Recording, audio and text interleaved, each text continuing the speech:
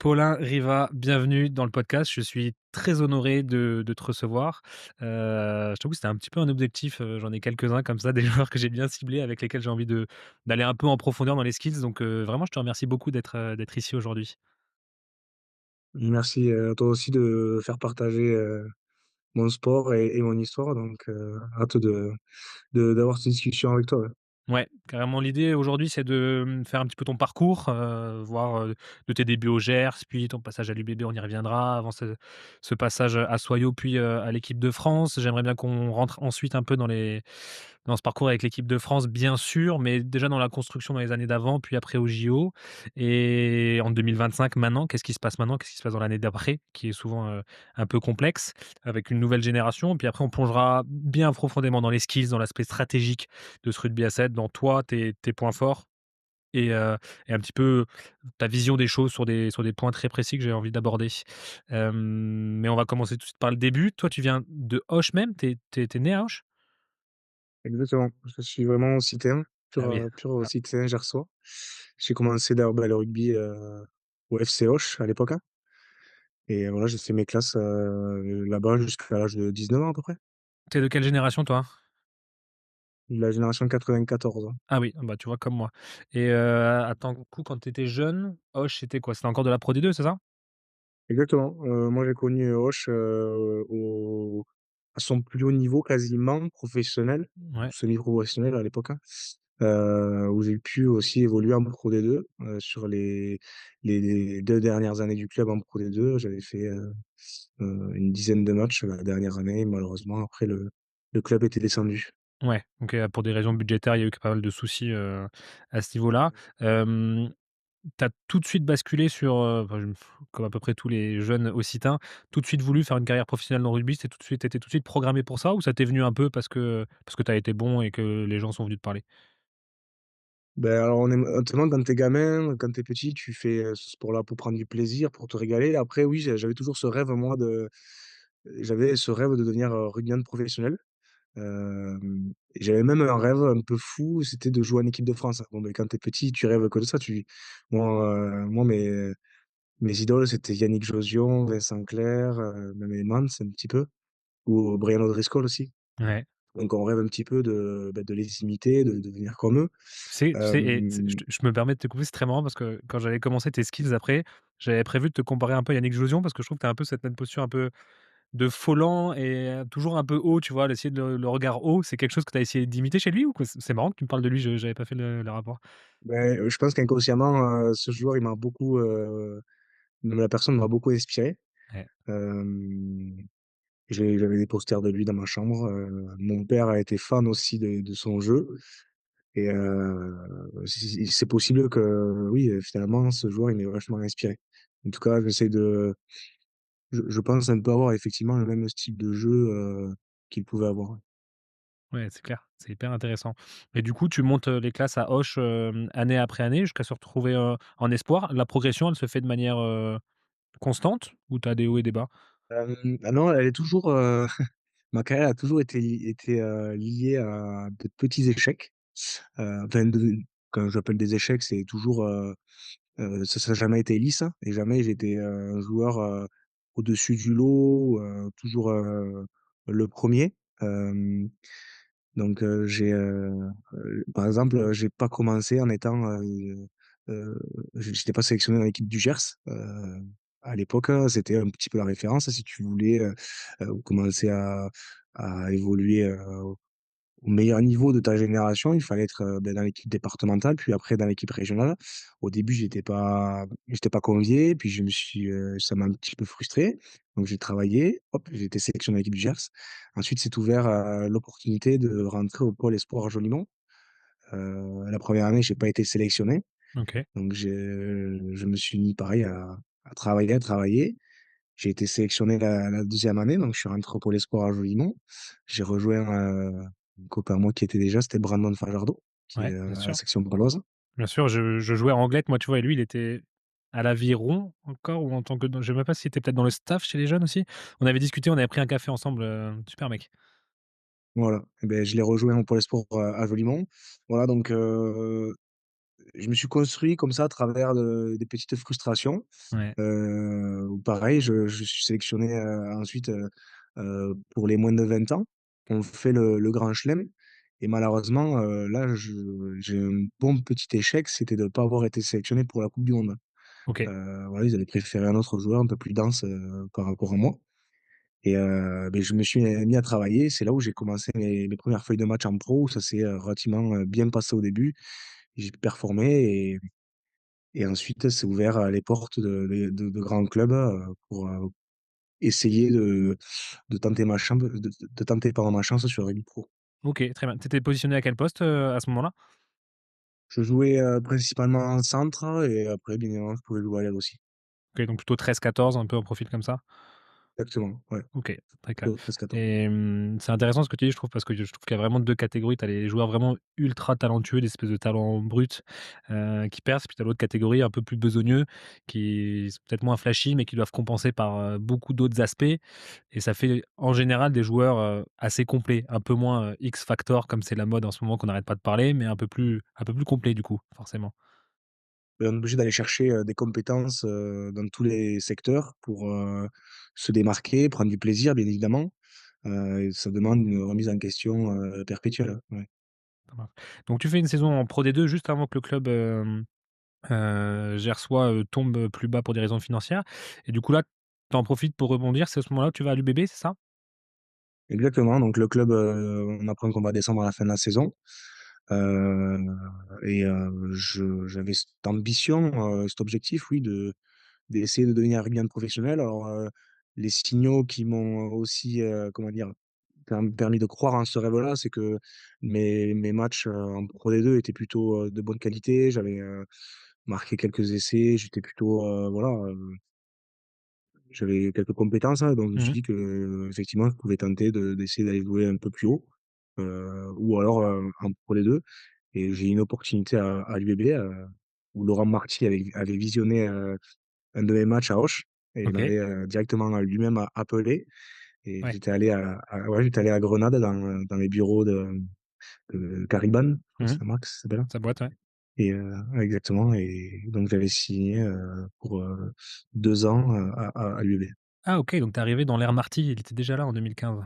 Exactement, OK, ouais. d'accord et du coup, tu arrives en espoir du coup ou tu arrives tout de suite avec le pro? Alors j'avais encore l'âge espoir, j'avais, OK, donc 20 ans, OK. donc si je signe un contrat espoir, mais j'ai la chance effectivement de suite de et c'est pour ça que le club m'a attiré aussi, j'avais la possibilité de m'entraîner avec, les pros. J'étais l'un des rares d'ailleurs joueurs à pouvoir m'entraîner avec les professionnels, des contrats espoirs, je crois qu'on était 2 ou 3, j'en faisais partie. Donc la première année, je me suis entraîné toute la saison avec les pros. Je crois que je fais, 1 ou 2 matchs de challenge européen. La première année, elle avait pas été facile, ça a demandé pas mal d'adaptation. Moi, c'est la première fois que, beh, je quittais un petit peu le bassin, familial, que je découvrais aussi un autre environnement, rugbystique, d'autres joueurs, Mmh. un monde, beaucoup plus pro Mmh. aussi, sans faire offense au club d'Auch, voilà, mais là, on touche 2 sphères, quand même, Bien sûr. complètement, différentes. Oui et puis tu es à la ville là, Donc c'est c'était ouais, c'était assez, nouveau, j'ai eu, ouais, une première année d'adaptation. Et la deuxième année, pareil, j'ai continué à m'entraîner avec les pros.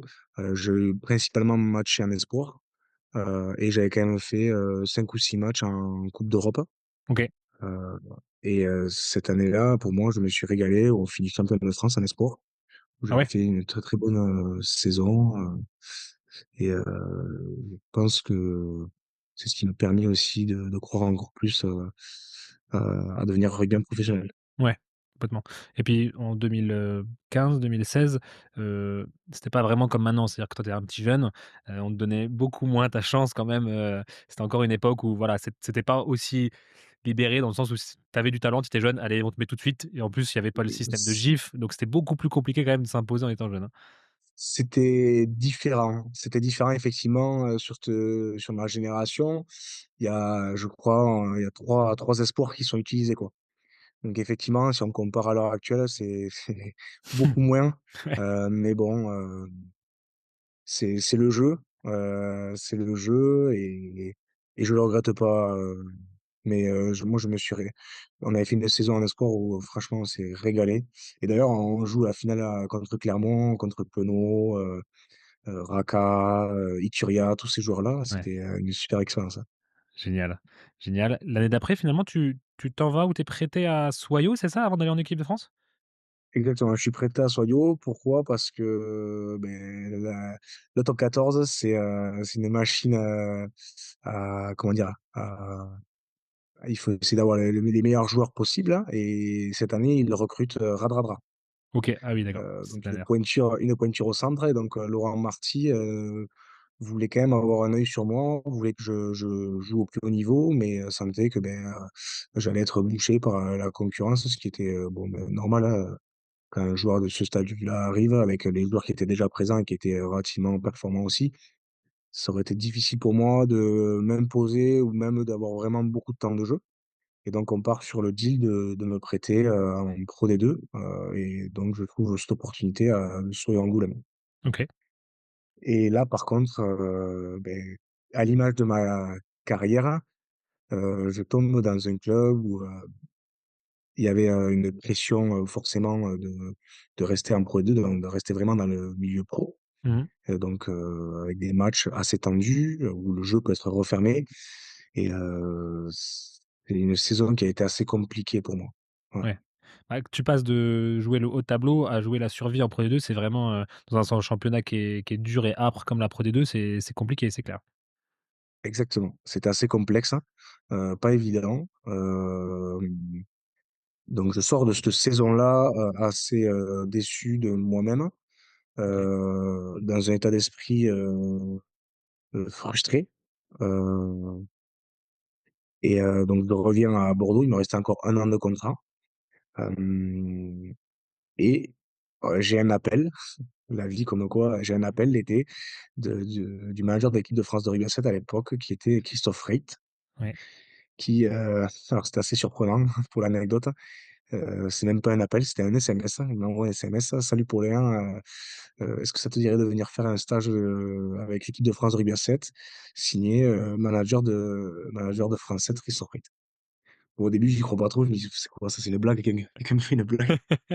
Donc je prends les devants, je décide d'appeler, comme ça j'allais être fixé et je tombe sur Christophe Payet qui me dit: «Voilà, on renouvelle, l'effectif de France 7 et donc on aimerait te convier à un stage, de 10 jours, je crois, à l'époque, hein, où vous serez à peu près, 25 ou 30 joueurs.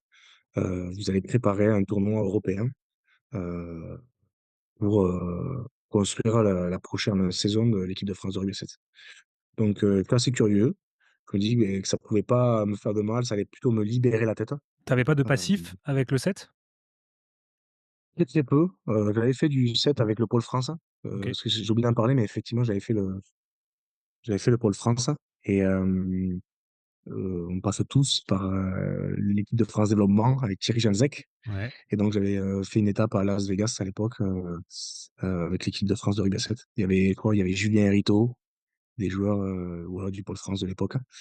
Donc c'est la seule, petit peu, expérience de très bon niveau, de rugby à 7. Ouais. Après, comme tout le monde, j'en faisais un petit peu l'été, dans les assos, Oui. pour me régaler, quoi. OK, d'accord. Et donc du coup, plutôt, c'est pas comme des mecs qui, depuis le début, ont fait du 7, fait du 7, fait du 7, tu arrives là un petit peu, alors pas par hasard non plus, mais un peu avec, voilà, juste l'envie de jouer et l'envie de te changer l'esprit après cette saison à Soyaux et finalement ça se passe bien, c'est ça? Beh, alors là, ça a été un tremplin, accéléré, je suis rentré dans une machine là, donc j'arrive à Marcoussis, et j'étais à l'époque aussi avec, l'un de mes très bons amis, Johan Amocher, Mmh. qui lui Qu'on a par contre avait une belle expérience de rugby à 7. Ouais, bah, justement, c'est ce que j'allais dire comparé à Johan qui lui faisait du 7 beaucoup depuis assez jeune, ouais, qu'on a eu d'ailleurs sur le Exactement, il a podcast, fait, tout premier épisode du oui, podcast chez Johan, c'était génial. c'est ça et donc lui, une grosse expérience enfin une grosse, hein, une longue expérience de rugby à 7, Ouais, dans les assos, même avec, l'équipe de France Développement. Voilà, c'est un joueur qui avait l'habitude de jouer. Donc on se retrouve, à Marcoussis, à s'entraîner, à faire pas mal d'oppositions avec, ouais, quoi, il devait être 25 joueurs, des joueurs qui arrivaient, des associations, de France Développement Et là, le but, c'était de préparer le tournoi de Clermont et donc ils allaient faire une pré-liste de 16 joueurs exactement. OK, Donc, sur les 25, joueurs, ils en retenaient 16. J'ai été retenu, parmi les 16, pour faire un stage à Buja, à l'époque, d'accord. et à Buja, ils retenaient les 13 joueurs qui allaient effectuer le tournoi de Clermont-Ferrand en Coupe d'Europe. OK, Et donc je me retrouve, pareil dans les 13 à faire mon premier tournoi avec l'équipe de France, à Clermont, énorme. avec un dénommé, Gabin Villière aussi, à Mmh l'époque, mh. qui était aussi présent. Donc on se retrouve catapultés à Clermont, 3-4 semaines plus tard. Hem Et j'ai C'est fait le mon c'est premier tournoi c'est là. c'est le moment où Gabin jouait encore à Rouen et c'est ça? Il venait juste de passer là, cette espèce de période entre les 2. Exactement, il a été à Rouen, d'ailleurs, il est resté à Rouen, au moins 1 an ou 2 encore OK, après ce tournoi-là. C'était en 2017, ouais, OK, d'accord 2017. Heu, et te donc voilà à Clermont. je me voilà à Clermont, ça se passe plutôt bien, je fais un bon tournoi, je me régale, je m'éclate et le lendemain du tournoi, j'ai le manager, donc Christophe Caïd qui, me demande à me voir en bas de l'hôtel à Clermont et me dit: «Voilà Paulin, écoute, j'aimerais te proposer un contrat de fédéral pour, une saison avec Énorme, nous. énorme. Qu'est-ce que tu en penses?» Donc j'étais un peu, surpris et donc je lui dis: «Écoute, je vais réfléchir». Je rentre, chez moi à la maison, j'en parle avec ma compagne et puis voilà, me voilà parti dans cette aventure, folle Tu étais encore rattaché, à l'UBB du coup à ce moment-là? Non, en entente avec le club, je casse mon contrat. OK, donc Laurent Marty Excuse-moi, était o Laurent Marty était OK, je vais juste fermer les vitres, ouais, c'est un petit pas peu de souci, vas-y.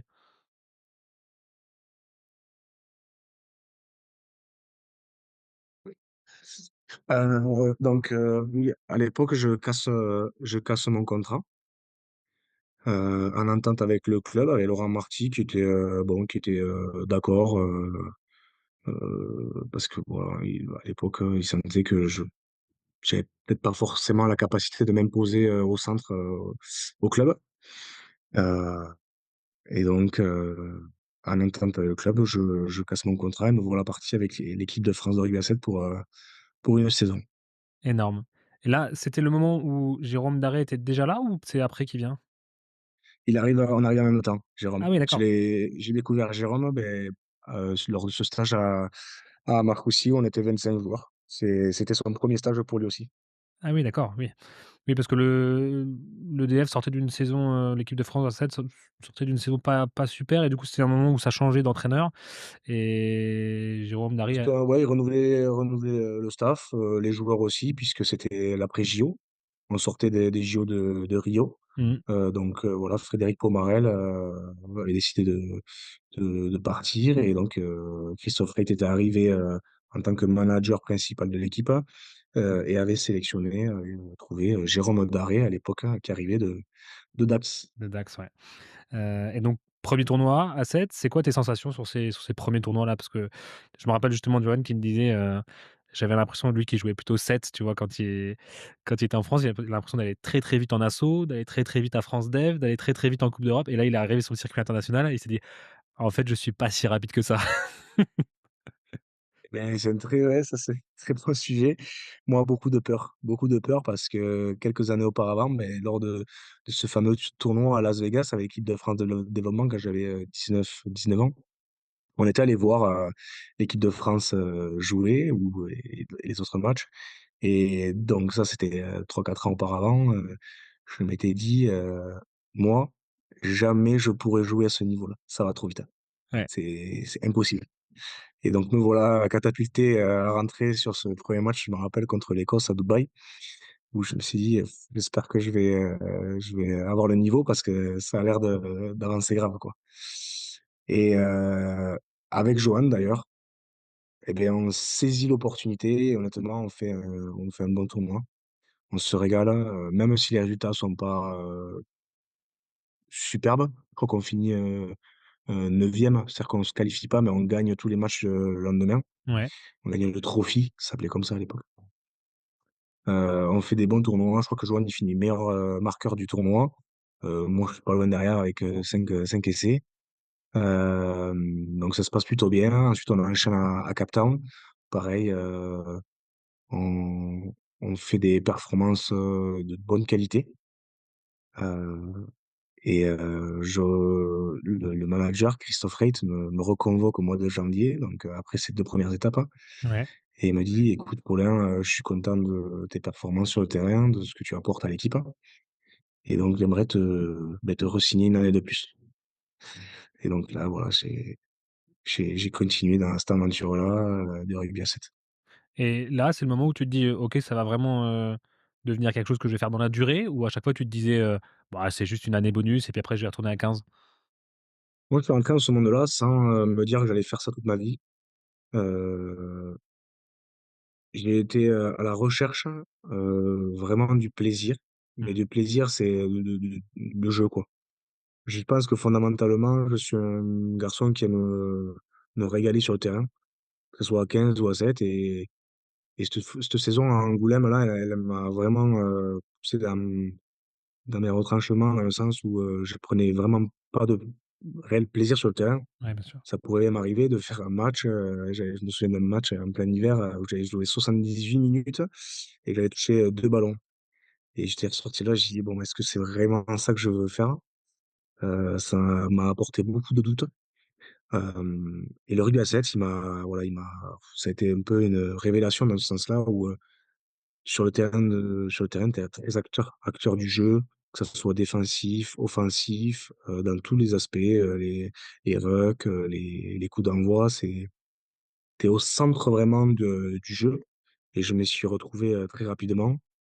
Surtout toi, à ton poste de 5, 6, tu vraiment mais au centre du jeu dans tous les compartiments, quoi. Ouais, je suis assez, effectivement, puis bon, je pense que j'ai un petit peu, je dis pas révolutionné, mais j'ai un peu adapté mon poste, à la personne que je suis, où effectivement je fais l'effort de toujours me retrouver au milieu du terrain. Mmh. Ce n'est pas le cas de tous les joueurs qui jouent 5, mais moi effectivement j'aime me retrouver au milieu du terrain et pouvoir un petit peu influencer sur le jeu, sur où est-ce qu'on va jouer, qui on va mettre en valeur dans les sur les bouts de ligne. Ouais, complètement. C'est intéressant parce que tu me dis si je me trompe, hein, mais d'habitude, on avait tendance à mettre les 1-2-3 vraiment au centre du terrain et mettre les plus rapides sur l'extérieur, et toi, tu arrivé et tu as un peu changé tout ça, pour toucher le plus de ballons, en tout cas être le plus actif, que ce soit en défense ou en attaque? Mais ouais, je suis un joueur, ouais, j'aime aussi faire les efforts, et comme je te dis, j'ai vite compris dans le rugby à 7 qu'il était important que les joueurs se retrouvent au bon endroit, Mmh. et par exemple, quand je joue avec un joueur d'un de ses faux, je fais en sorte qu'il se retrouve jamais au milieu du terrain. Ouais. Mais il est bon aussi au milieu du terrain, mais c'est là où il est le plus performant, c'est sur les couloirs, dans les 15 mètres, où quand il prend un ballon lancé, il peut, déborder ou alors vraiment nous faire avancer, comme Antoine Zegdar aussi.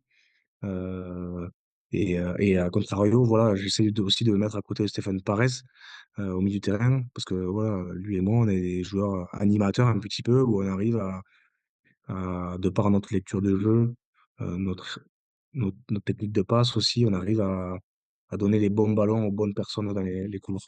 Ouais, bien sûr, et du coup, si eux, ils arrivent à percer sur leurs qualités individuelles, bah, toi, tu vas être justement au soutien intérieur et c'est là que ça devient intéressant. Tu vois, ça me fait Exactement. penser, je fais un parallèle avec le rugby à 15. J'ai, tourné un épisode avec Florent Van Verberg, qui est le deuxième ligne de Castres Olympique, je sais pas si tu vois? Et lui qui a un profil assez hybride, tu vois? 4-5, et il me disait: «En fait, si je joue par exemple avec, Léoné Nakarawa, je sais que lui, il a besoin d'être en bout de ligne, d'aller faire beaucoup plus d'offload, de choses comme ça, parce que c'est comme ça qu'il est bon». Il me dit: «Bah, c'est sûr que quand je joue avec lui, quand on fait la paire de centre avec la paire de deuxième ligne avec lui, bah, je fais énormément de ruck, énormément de tâches de l'ombre que je vais peut-être pas faire avec un autre profil», tu vois? Lui, là, je trouve que le rapport est assez intéressant de dire: «Pour que Nakarawa performe, il faut que je fasse ce qu'il fait moins bien pour qu'il puisse faire ce qu'il fait de mieux». Je trouve que c'est un peu similaire. Là, c'est exactement ça. Sur un terrain de rugby à 7, alors nous, c'est encore plus mis en valeur puisqu'on est que 7 sur sur ce grand terrain, donc chacun doit respecter, ses tâches, sa mission, et en fait, on a des le staff, met en valeur, enfin, nous montre nos compétences fortes, et le but, c'est d'essayer de les mettre, ces compétences, de les mettre, au service de l'équipe pour que, beh, tout ce groupe, toute cette équipe-là soit la plus performante possible. Et effectivement, moi, je suis un joueur, défensivement qui est plutôt très acteur.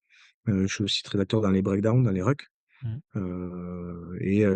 j'ai une lecture du jeu qui est assez intéressante pour, comme je te dis, mettre en valeur, et enfin faire jouer les bonnes personnes au bon endroit.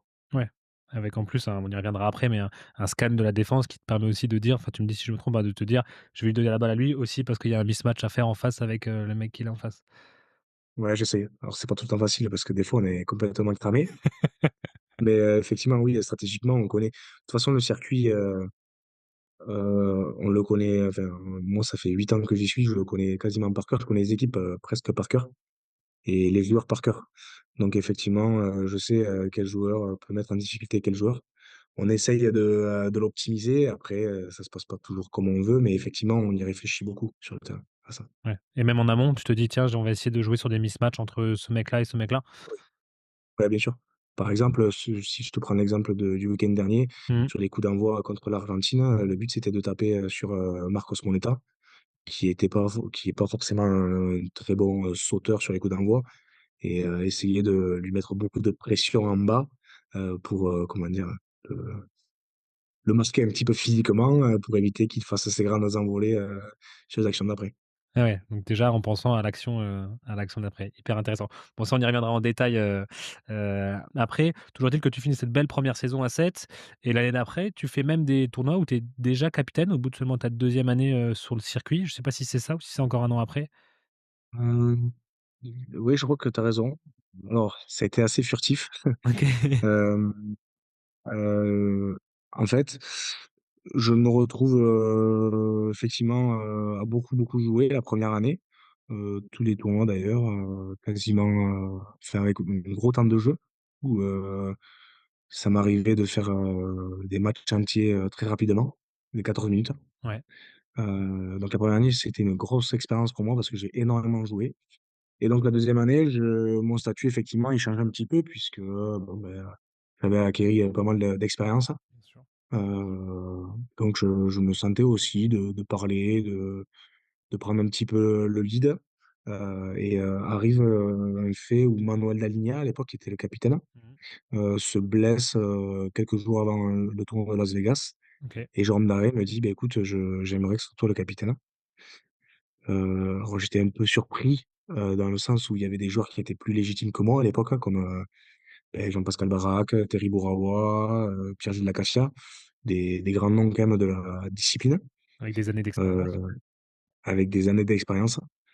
Bon, je décide, quand même d'accepter et malheureusement, le tournoi se passe, très, très mal puisqu'on finit, dernier. Dernier, mais vraiment dernier. Belle On perd, première. ah ouais, ouais, c'était compliqué. Très, très compliqué. Mais si, ma carrière, elle a été fabriquée avec beaucoup de frustration et de petits échecs, mais c'était une belle expérience quand même. Ça pouvait montrer aussi que j'étais pas forcément, prêt à être, capitaine à cette époque-là. Donc on finit dernier. En plus, je me blesse, et donc le tournoi d'après, on file à Vancouver, je peux pas jouer. 14e, Jean-Pascal Baraque devient, capitaine, de l'équipe et on se retrouve en finale du tournoi. C'est notre première finale sur l'ère, pardon, de Jérôme Daré Ouais. et donc le capitaine ensuite Jean-Pascal naturellement, il a enchaîné le capitanat, jusqu'à qu'il décide de repartir en club. OK.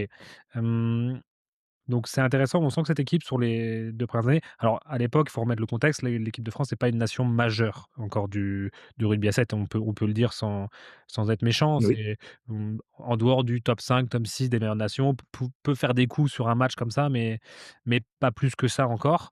Hem À tel point que bon après l'année d'après c'est le Covid donc on va pas forcément, y revenir. Quoique vous faites je crois que vous allez chercher à Cape Town un bon résultat. Mais voilà, c'était vraiment cette équipe de France qui est dans le ventre mou des nations mondiales. Après vient le Covid et vient même cette prépa pour les JO de Tokyo. Je fais un petit peu un passage en Mmh. avant, Mmh. où finalement vous êtes pas qualifié directement suite à votre classement, annuel sur les World Series. Vous devez passer par un tournoi qualificatif, olympique et vous perdez en finale face à l'Irlande, ce qui fait que vous allez pas aux JO de Tokyo. Alors déjà sur cette partie-là que j'ai avancé un peu de 2 ans, avec le covid au milieu, est-ce que tu peux m'en toucher un mot? Et de ce TQO, est-ce que tu peux aussi m'en parler? Ouais, ben, déjà, je vais te juste rentrer d'un peu plus dans les détails. Ouais, je Il y a veux le bien. premier TQO qui est à Colomiers, d'abord, où en fait, le système de qualification, bon, il est assez complexe, pour, les Européens puisqu'il y a beaucoup d'équipes, en Europe comme, l'Espagne, l'Irlande, l'Angleterre, la France, puis toutes les petites nations, qui essayent de de se qualifier comme le Portugal, l'Allemagne, voilà. Donc ça fait pas mal de concurrence, on va dire. Par rapport, par exemple, si on compare un petit peu en Amérique du Sud, où, il y a l'Argentine, et le Chili et la Jamaïque. Donc, Mmh. C'est on clair. va dire que la concurrence n'est pas tout à fait la même. Bref, donc il y a les 4 premiers mondiaux qui étaient automatiquement qualifiés. Généralement, à l'époque, c'était Fidji, l'Afrique du Sud, la Nouvelle-Zélande et le 4e, Australie peut-être? ça devait c'est comment? Australie peut-être? Peut-être pour l'Australie. Effectivement, de tête, je m'en souviens plus là. Bon, on faisait pas partie de ces 4 mondiaux. Donc, la deuxième étape pour se qualifier, c'est devenir champion de ton continent. Donc, tu as le champion d'Europe, champion d'Afrique, champion d'Amérique du Nord, champion d'Amérique du Sud, champion d'Océanie, ainsi de suite. Hem, donc on se retrouve à Colomiers à faire ce premier TQO, tournoi de qualification olympique, où honnêtement, le tournoi n'est pas facile, mais on monte en puissance, on gagne, tous les matchs de poule, un petit peu avec difficulté contre le Portugal, par exemple. On se retrouve en quart de finale contre, je sais plus trop, je crois qu'on reprend le Portugal, bon, on les bat. Demi-finale, on gagne l'Irlande, match tendu, qui passe. Et on se retrouve en finale contre, l'Angleterre et malheureusement, on déjoue, complètement et Dan Norton, à l'époque, hein, Oui. nous avait planté, je crois 2 essais, en finale. Et donc on se retrouve, pas qualifié pour les Jeux olympiques, sur, le tournoi de Colomiers et il reste une dernière Alors que étape, vous êtes numéro 2 européen.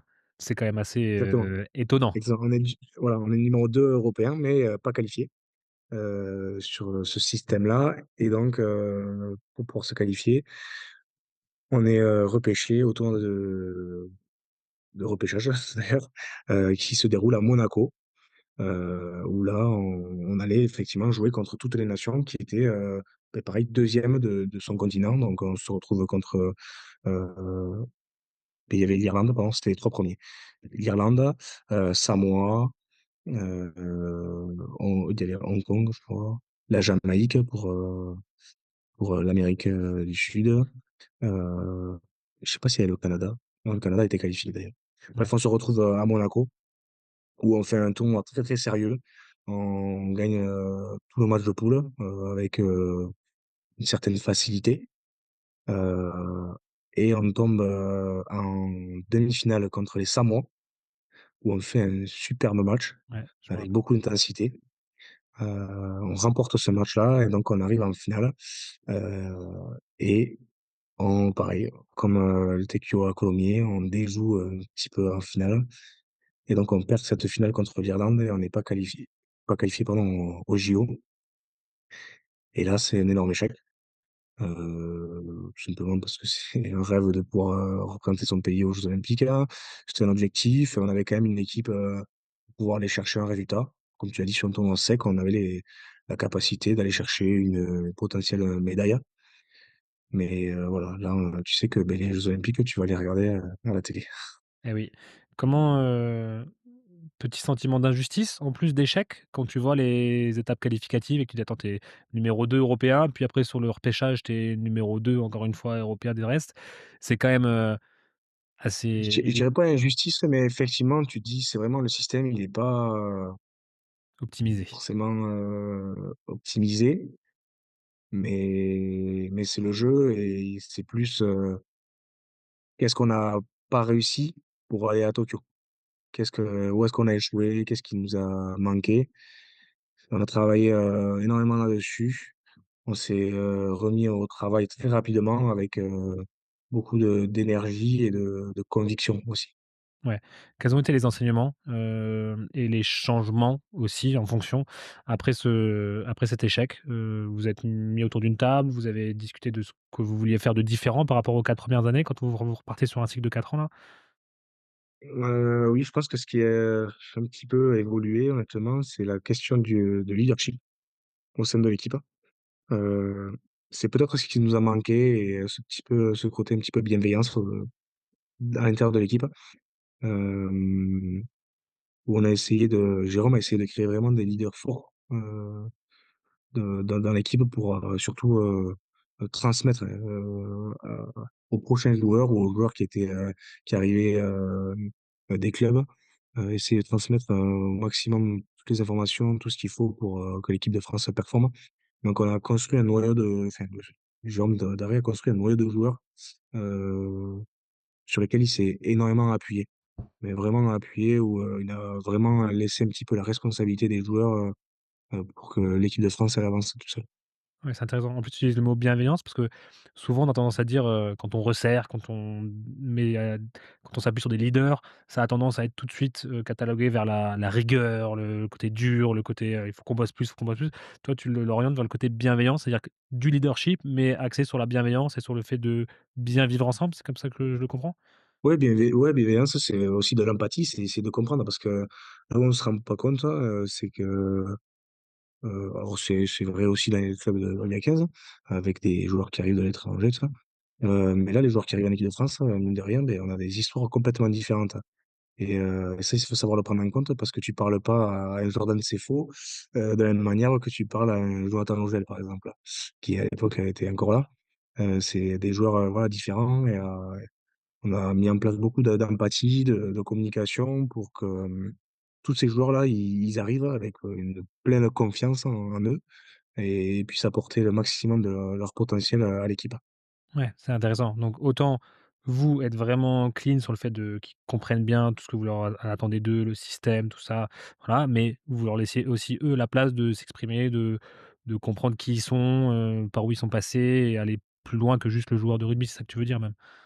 Exactement. Moi, j'ai une phrase que je répète souvent en ce moment, surtout à la jeune génération là, et c'est Jérôme Daré qui me l'avait, donnée, c'est, «Quand je te dis, tu oublies, quand je t'enseigne, tu retiens, et quand je t'implique, tu apprends».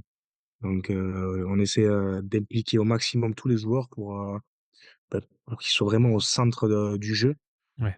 puisque c'est nous qui prenons les décisions sur le terrain, c'est nous qui jouons et le but, voilà, c'est de pouvoir s'exprimer en pleine, conscience, parce que ça va développer énormément la créativité, la prise de risque aussi et être le plus efficace possible sur, le moment présent. Elle est incroyable cette phrase, j'adore. J'adore parce que ça fait écho à quelques entraîneurs qui, au lieu de te dire: «Fais comme ça parce que c'est comme ça», qui t'amènent sur un processus de réflexion et qui te marquent pour le reste de ta vie, quoi, qui te font voir des choses que Nous, je sais que Jérôme, il nous a beaucoup apporté là-dedans, c'est l'implication de chacun, la responsabilisation et notre système d'entraînement, il est fabriqué comme ça. Peut-être qu'on va en parler après, mais on a ces fameuses, semaines rares de rugby autonome et responsable où, donc on s'entraîne en rassemblement, soit à Cabreton, soit à Marcoussis, soit, à l'INSEP. Donc ça, c'est mmh vraiment des périodes, collectives et on a des périodes, donc de responsabilisation où là, on rentre chacun chez soi, pour pouvoir aussi, s'aérer un petit peu la tête, hein. On a besoin de cette déconnexion un petit peu de l'équipe et de la vie, parisienne au sein de l'équipe de France pour pouvoir, être au contact de notre famille, de notre, système, là où on se sent le mieux en fait, chez nous. Hem et tout ça, c'est basé sur la responsabilisation des joueurs, quoi. C'est-à-dire que, quand tu lâches un joueur chez lui, ben, il faut qu'il soit responsable pour, s'entraîner correctement, faire la récupération, se soigner si, correctement si, il y a des pépins physiques. Donc tout ça, c'est fabriqué, voilà, autour de l'implication du joueur. Et ouais. si le joueur ne s'implique pas, on peut pas aller chercher après, des résultats sur le terrain. Ouais et puis en même temps, Et en il même a temps besoin de couper, de partir un peu de Marcoussis et de pour bien vivre, pour bien avoir son «bien-être» entre guillemets et c'est intéressant ça de dire: «Tu devrais t'entraîner, mais je te libère, tu vas prendre du bon temps, mais tu t'entraînes pour revenir encore plus fort», quoi. exactement, exactement. OK, génial. Est-ce que tu as senti qu'à partir du moment où vous avez construit ce socle de leader, tu as repéré un changement sur la saison qui a suivi? Ouais, je pense qu'il y a eu déjà, on a pris enfin, quand j'ai dit «on», c'est l'équipe. L'équipe Oui, entière a pris ses responsabilités. Alors ça s'est pas fait, du jour au lendemain comme ça, et puis les résultats, le montrent, hein. On n'a pas été bon de suite, hein. Mais, on était dans un processus, toujours d'être en avance sur les autres, d'analyse, d'être vraiment impliqué, d'être au centre du projet, quoi. C'est pas une histoire de décider, c'est pas les joueurs qui décident et tout, mais c'est vraiment, être dans la réflexion perpétuelle. Parce que sur le terrain, vraiment, c'est 14 minutes très intenses où, l'entraîneur, il a pas, le temps, et il a pas la possibilité de choisir pour ses joueurs. Comme par exemple à 15 où, on le voit à la télé, par exemple, où, il y a une pénalité et le staff qui dit, soit 3 points, soit la touche, enfin, nous ça existe pas. C'est nous qui prenons la décision, c'est même dans les choix de jeu, dans les décisions qu'il faut prendre, lancer un contre-ruck à ce moment-là du match, ce timing-là, c'est voilà, c'est les joueurs qui le font. ouais, bien sûr. Hem et donc on a construit, cette implication, autour des leaders. On était plusieurs, hein, 5 ou 6, et le but, c'était d'embarquer tout le monde et d'embarquer surtout les nouveaux joueurs qui arrivaient dans l'équipe là, comme, par exemple Aaron Vernidier, Ryan Ribadj, qui c'est qu'il y avait d'autres, et Jeff, Joseph, Jefferson Joseph, pardon. Voilà, le but, c'était de les embarquer, et de les impliquer au maximum dans ce projet-là. Ouais, OK. On sent que cette équipe de France, en 2021-2022, elle progresse sans toujours passer le cap, de ces top 3, top 4 mondiales là, mais en se rapprochant vraiment, en devenant Mmh, un peu plus régulière, je dirais, dans les performances et même que ce soit dans les victoires ou dans les défaites, mais dans les prestations, tu vois, il y avait plus de 46-12 ou trucs comme ça, tu vois? C'est même les scores se resserrent, donc on sent une progression même si elle est pas marquée par, des grosses victoires ou des choses comme ça. Tu as senti aussi ça? Oui, moi je sens surtout que aussi les joueurs qui arrivent de top 14, donc là, cette année-là, 2021-2022, je crois que c'est la première année où la fédération met en place le système de convention avec les clubs top 14, où, tu as une liste de joueurs, il me semble que c'était ça, une liste de joueurs, donc, à peu près un joueur par club qui est libéré, pour l'équipe de France. Mmh, De l'US7, sous forme de convention, et ça déjà premièrement, ça amenait beaucoup d'énergie, beaucoup d'entrain, au sein de l'équipe où, tu avais pas de problème d'effectifs, même s'il y avait des blessés, beh, tu allais piocher dans chaque club. Il y avait une certaine stratégie aussi, il y a des fenêtres où, c'était tel joueur et puis une autre fenêtre, c'était tel joueur. Ça amenait, voilà, un roulement, une bonne concurrence aussi, au sein de l'équipe. Je pense que les joueurs, ils se sentaient aussi, concernés. Ils arrivaient là, ils se sentaient au centre du projet. Et je dis ça parce que, voilà, on a construit cette année-là, comme ça. Les résultats, effectivement, on gagnait pas, on faisait pas du top 3, mais on arrivait à, je crois, la première année, 2021, pardon, à Dubaï, je crois qu'on gagnait Fidji, avec une génération relativement jeune. C'était assez, quand même, encourageant pour l'équipe, parce que moi, la première année, je crois qu'on n'a jamais battu Fidji. Je dirais même qu'on a plus, je sais même pas si on a réussi à pas prendre 30 points sur ma première année, donc, oui, c'était encourageant. Cette saison-là, elle est très encourageante. ouais, et même la saison d'ailleurs 2022-2023 qui lui ressemble un petit peu, où vous devenez encore plus régulier, sans énorme, sans énorme victoire, mais on sent que vraiment l'année, c'est 2023-2024, là, il y a vraiment un momentum qui se crée, à l'approche aussi des JO. Ces JO, vous commencez à les préparer quand? Vous commencez à les préparer en 2022-2023? Enfin, en soi, vous les préparez depuis 2020, on est d'accord? Ouais, ouais, on les prépare depuis 3 ans, franchement, si on les a pas préparés à la sortie de Tokyo. Donc, je dirais en 2022 à peu près, Mmh, 2021, où là, vraiment, on se dit, «Bon, il va y avoir les JO à Paris». On est qualifié, on le sait, on est pays hôte. Donc maintenant, qu'est-ce qu'on fait? Est-ce qu'on y va, pour dire qu'on a participé aux JO, ou est-ce qu'on va essayer d'aller chercher une médaille? Alors bien sûr, tout le monde a répondu, beh, on voulait chercher une médaille, mais, voilà, maintenant c'est qu'est-ce qu'on va faire pour aller la chercher cette médaille? Et donc on s'est mis, au travail, avec, à chaque fois, à chaque fois, comment dire? Une forme de résilience là où chaque fin de stage, on finit par une séance de physique et voilà, il y a personne qui râlait, tout le monde, s'y filait, comme on devait le faire et je pense que ces petites aussi performances nous ont construit, pour, y croire de plus en plus et c'est l'année je sais plus quelle saison c'est je crois que c'est la saison 2022-2023 où on finit 4e mondial, il me Mmh. semble.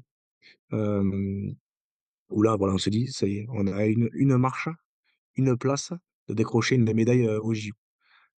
Et là, on se dit: «C'est carrément, possible, quoi. C'est réalisable» et la saison d'après, 2023-2024, donc on arrive à donc on démarre cette saison avec l'objectif principal d'essayer de gagner un tournoi avant les jeux olympiques.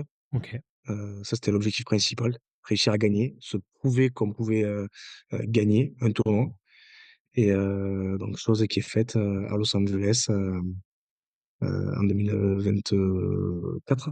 Oui, c'est ça, Ouais. 2024. Et donc là, on se dit: «Bon, ben c'est voilà, on est dans la logique, dans la poursuite de notre objectif, donc on est à notre place, on est là où on veut être, on est prêt». Ouais et puis ça valide vraiment le travail que tu as fait depuis 2 ans. En 2021, tu mets un nouveau cycle en place. 2022-23, tu es 4 mondial. 2023-24, tu commences à gagner un tournoi. Tu sens que tu es sur cette phase vraiment ascendante et je pense que là, vous étiez aussi un peu en mode, tu me dis si je me trompe, hein, en mode sous-marin. C'est-à-dire que il y avait pas encore les JO, tout le monde n'était pas là à l'affût de l'équipe de France, vous faisiez pas des énormes victoires, donc il y avait pas de gros trucs, ça. Vous travailliez un petit peu de votre côté dans l'ombre, vous voyez, vous mettiez brique après brique pour se reconstruire un mur solide pour les JO. Tu trouves pas que c'est là que vous l'avez gagné finalement votre titre? Ouais.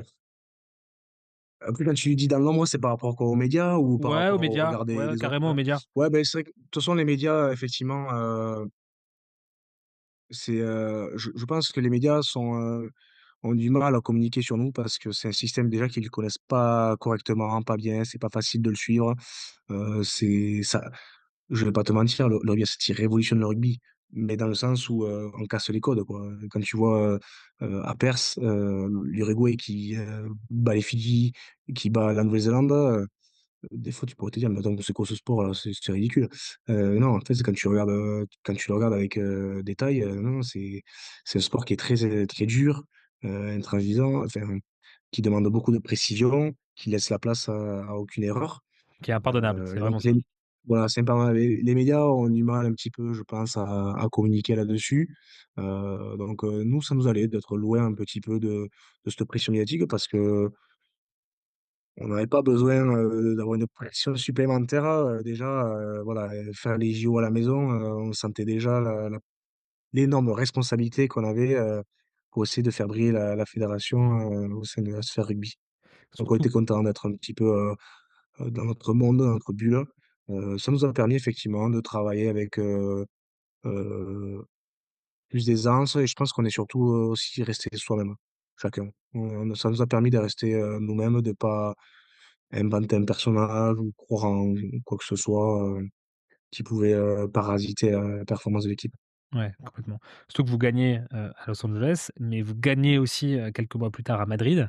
Hem et au final, là, au dernier tournoi, vous passez devant l'Argentine, au classement et vous devenez, champion du monde. C'est quand même dingue de se dire que tu passes de en dehors du top 4 mondial en 2022, 2023, tu es numéro 4 et 2024, tu fais 2 victoires et tu gagnes la coupe du Je monde. lui demanderai. C'est énorme, c'est pas na enfin, c'est pas l'aboutissement d'une carrière, mais c'est incroyable. C'est quelque chose que l'équipe de France n'a jamais fait. C'est la première fois que la Fédération française de rugby gagne, une compétition majeure. Hem, Tout rugby confondu c'est d'ailleurs. Ouais, c'est pour ça que je dis ça, tout Mmh. rugby, confondu. C'est le fruit, d'un long travail. C'est, une confiance décuplée, avant les JO aussi. Donc effectivement, quand on regarde en arrière, on se dit, que tout le travail qui a été effectué, il a été, bien mûri, bien réfléchi et il valide, voilà, on est dans une logique, quoi et ça nous a permis d'attaquer, la préparation des JO avec une confiance, une maturité, plus importante qu'avant. Ouais. Complètement. Il faut quand même que je le cite, j'ai vraiment pas envie que le podcast il tourne autour de ça, parce que je trouve qu'on en a parlé, reparlé et reparlé, à tel point qu'on en oublie un peu qu'il y a un projet qui se construit sur 3 ans. Mais il y a quand même Antoine Dupont qui arrive sur ces tournois de la fin là. Hem, est-ce qu'il vous a moi j'ai l'impression que, je sais pas si c'est son aura, son leadership, discret, je sais pas comment je l'explique, mais, hem il rend, même sans jouer, les autres joueurs à côté de lui meilleurs et plus confiants. Comme si tu te sentais, armé d'un petit truc en plus, s'il y a Antoine Dupont à côté de toi et que ça te permet de peut-être, hop, ce petit truc en plus qui te permet de gagner un tournoi, ça te le débloque. Je sais pas si tu as ressenti ça ou si c'est juste une impression extérieure? Oui, non, mais lui, il dégage, il nous a aidé à enfin, il nous a aidé dans un secteur, c'est la confiance en soi, et le fait d'être froid sur un terrain, de juste jouer au rugby, quoi. C'est un garçon qui arrive vraiment à se détacher de la pression, du résultat et c'est ce qui nous a beaucoup apporté là-dedans. Bon, ses compétences, on savait qu'il avait des compétences au rugby, il y a pas de souci, il les a mis en valeur, mais il nous a permis surtout de rester froid sur un terrain de rugby et de juste simplement de jouer au rugby et je pense que c'est ce qui nous a voilà, qui a permis que chacun, soit, soit au max de son potentiel jusqu'à la fin du tournoi. Ouais, intéressant, ce côté vraiment tueur froid, on est là pas pour, se faire prendre par les émotions et ça se transmet par quoi? Par, un discours à un moment donné en disant, «Oh les mecs là on se ressent, là on n'est plus là dans ça, nous on sait faire ça alors on le fait». Ça se traduit par quoi? Non, ça se transmet par, le langage L'attitude? du corps. C'est OK. pas ouais, c'est l'attitude, c'est pas un joueur qui parle, Ouais, beaucoup et qu'il justement, avait pas envie justement bien sûr. d'arriver en conquérant et de prendre trop de place, il était vachement à l'écoute. Mais par contre, de par son, langage corporel sur le terrain, il dégage ce côté froid, ce côté jeu, quoi. Ouais. Il veut juste jouer et on voit après. OK, parfait. Du coup, vous arrivez avec un énorme momentum, du coup, sur les JO, mais en tant que bon Français, ça peut pas se passer aussi facilement que ça. Ça me fait penser à la coupe du monde, bah, quand est-ce que c'était? 2007, je crois, quand on jouait avec des maillots où il y avait une virgule là. On est à la maison et on perd le match d'ouverture, face à l'Argentine. Parce que votre début de JO, les gens ont tendance à l'oublier, il est très compliqué. Un match nul contre les États-Unis, victoire contre l'Uruguay, vraiment à la dernière, je crois que c'est 12e ou 13e, je crois que c'est Jefferson Joseph qui marque, à la fin de match. Contre les Fidji, défaite, aussi. Enfin, c'est chaud. Comment t'expliques ce début-là de tournoi un peu pénible? Alors déjà, ce qu'il faut comprendre, c'est un peu à l'image aussi, on n'en parle pas trop, mais de notre tournoi à Madrid. Ça n'a pas été lisse du tout. On est monté en puissance, et d'ailleurs, à Madrid, on a l'Argentine en poule, on perd on perd ce match de poule et on les reprend en finale et donc on Ouais, le gagne. Donc c'est rigolo quand on voit le scénario des jeux olympiques, c'est un c'est peu la même clair. chose. C'est énorme. Mais effectivement, un tournoi, c'est jamais lisse. Ce qui est important, c'est de monter en puissance, Mmh. de monter en compétence, en concentration et c'est ce qu'on a réussi à faire.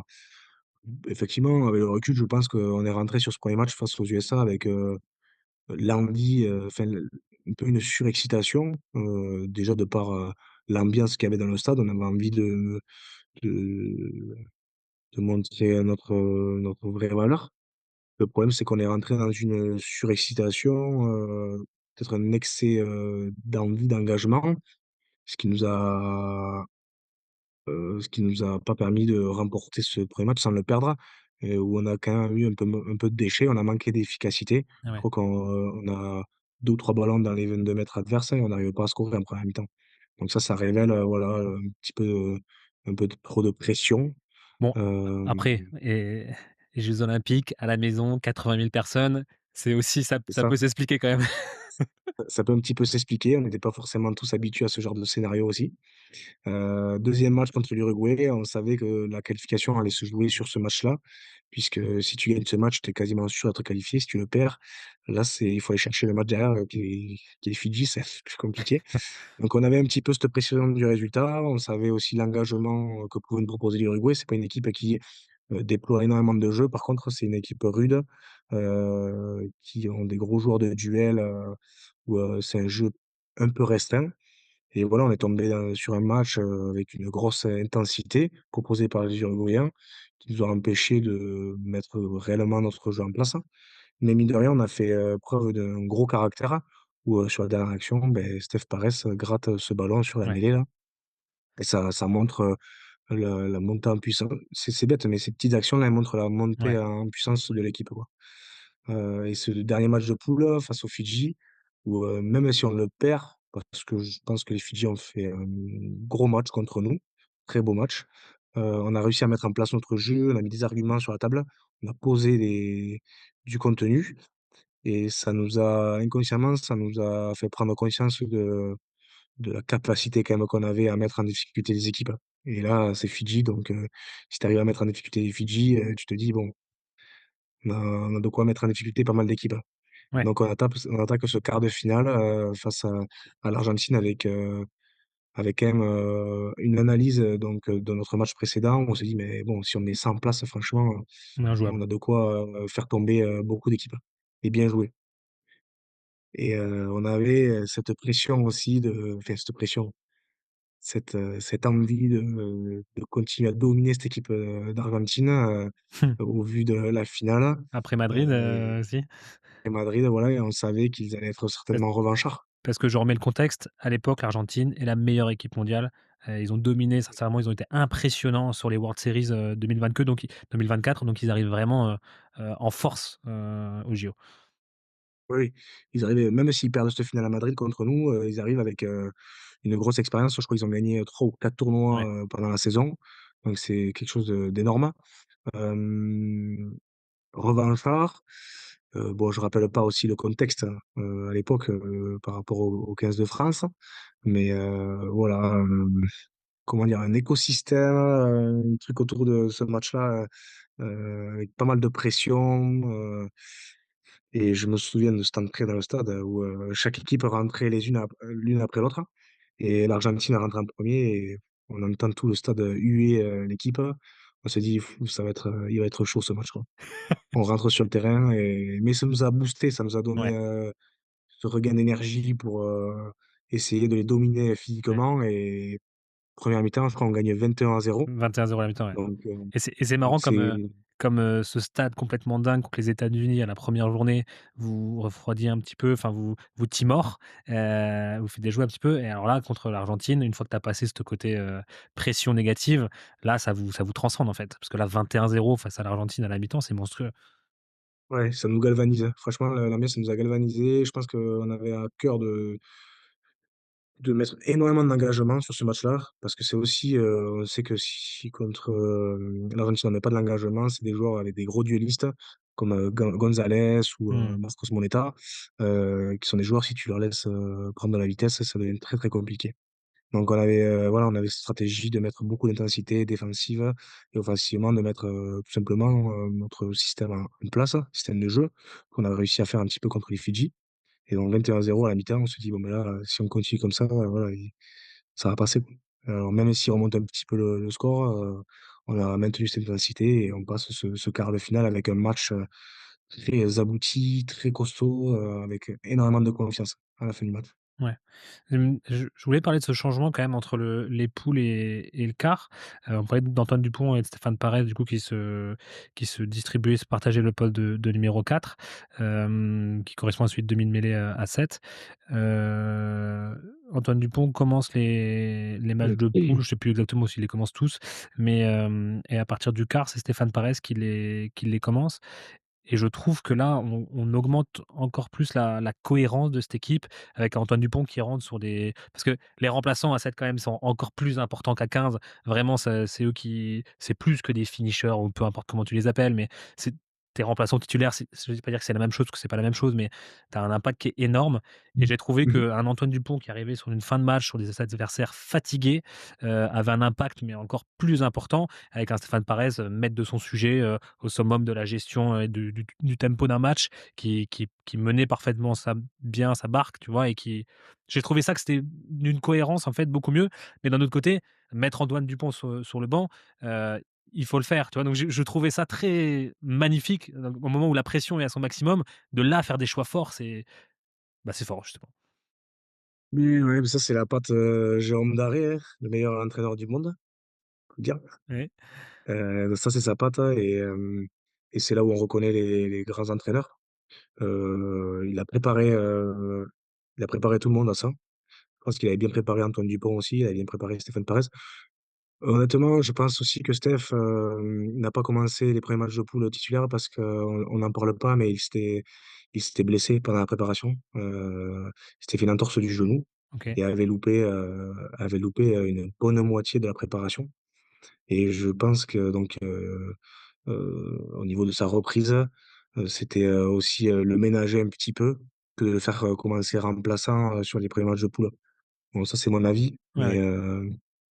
ça c'était plus facilitant, pour, l'énergie au sein du groupe, hem et ensuite, ouais, mettre Anthony Dupont sur le banc des remplaçants, beh, c'était, pour lui, ça a été une forme de logique. Il a été aussi utilisé comme ça à Madrid et il a amené, comme tu dis, beaucoup d'énergie en seconde mi-temps où c'est un gros impact player qui déploie, beaucoup de physique sur le terrain, et Steph, permettait d'avoir, une construction du match, Mmh. beaucoup plus, solide, Complètement. après mi-temps et ça nous permettait vraiment de finir les matchs très, très fort. Ouais. Donc c'était, ça c'est la patte de Jérôme Darré et c'est là où on reconnaît, les grands entraîneurs, ouais. Ouais, c'est clair. Et puis ça je pense qu'inconsciemment aussi, au vis-à-vis du public, ça a montré qu'aucun Mmh. joueur, ne dépasse l'équipe de France. Ouais. C'est tous les joueurs sont au service de l'équipe de France pour amener leurs compétences, à l'équipe et heu et il a construit son effectif et il a construit tous ses joueurs, à travers ce message-là aussi. Ouais.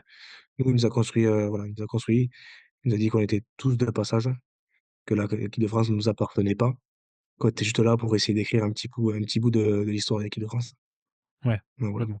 Je trouve ça génial et en même temps, ça paraît tellement logique avec le recul, de dire qu'un Stéphane Pares qui maintenant a 80 tournois en plus là, à Vancouver, on se rend pas compte de ce que c'est 80 tournois. C'est monstrueux, c'est vraiment une légende du rugby à 7, Stéphane Pares et je trouvais, toi, qu'Antoine Dupont,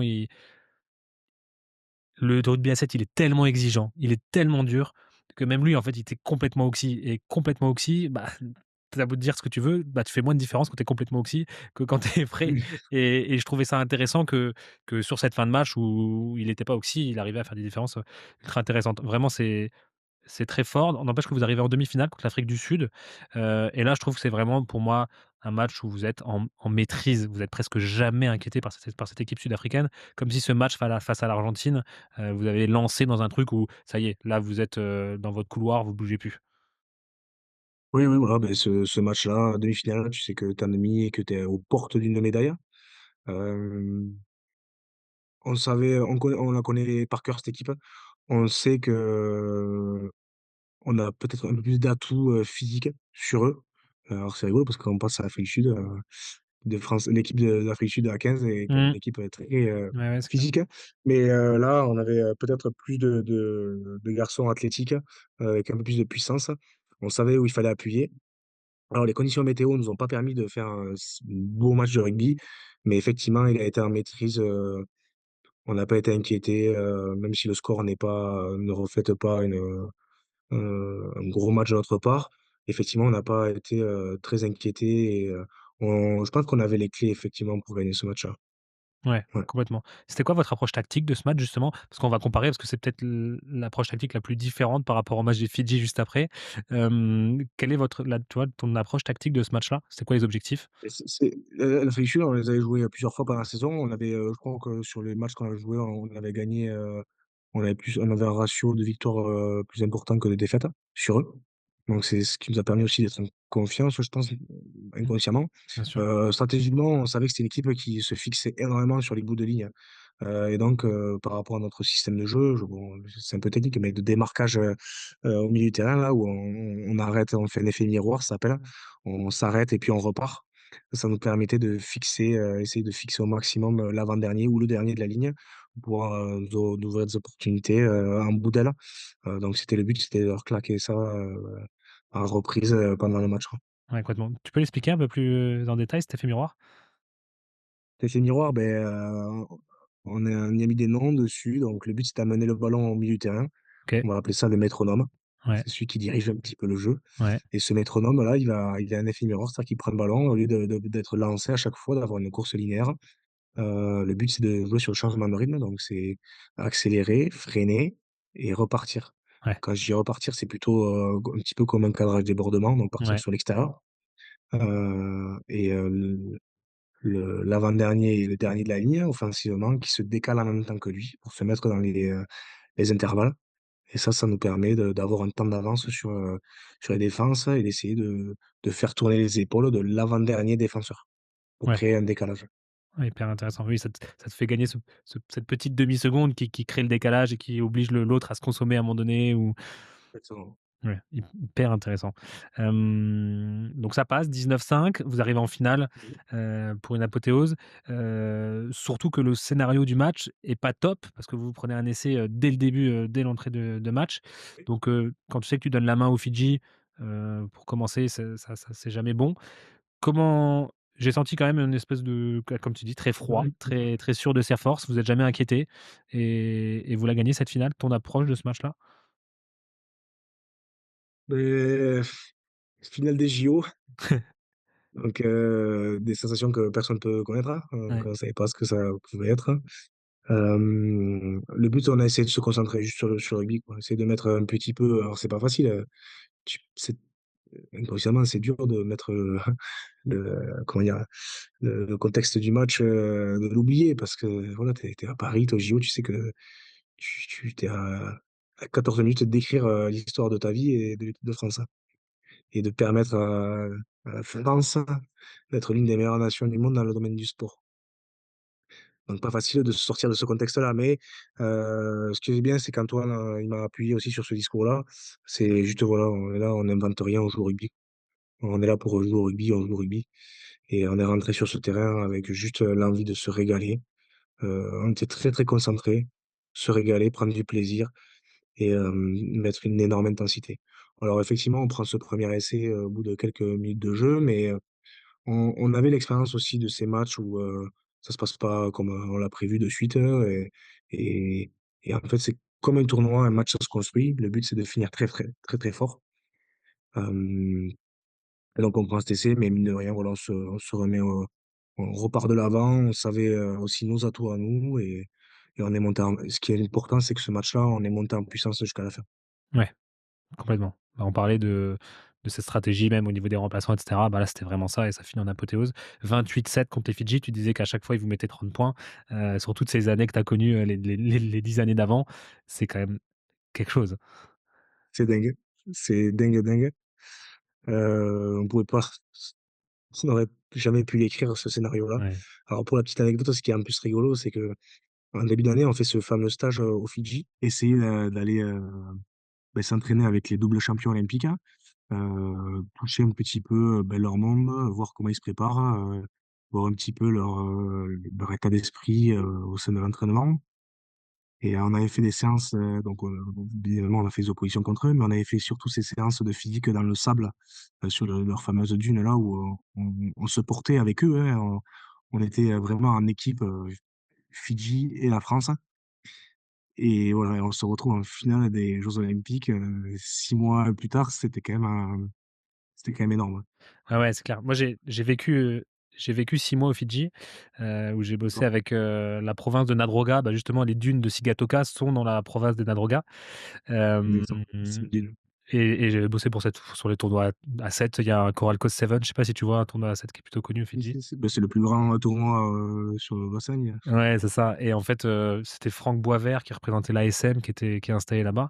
Je sais pas si tu l'as vu là-bas et mais du coup, tu peux pas te rendre compte, de la culture fidjienne autour de ce rugby à 7 qui est beaucoup plus importante que l'équipe à 15, aux Fidji. C'est une espèce de mythe. Nous, on vivait chez des gens, tout s'arrêtait à l'heure des matchs de l'équipe nationale fidjienne à 7 et toute la culture autour de ça et en plus, c'est des mecs, enfin, incroyables, tu vois?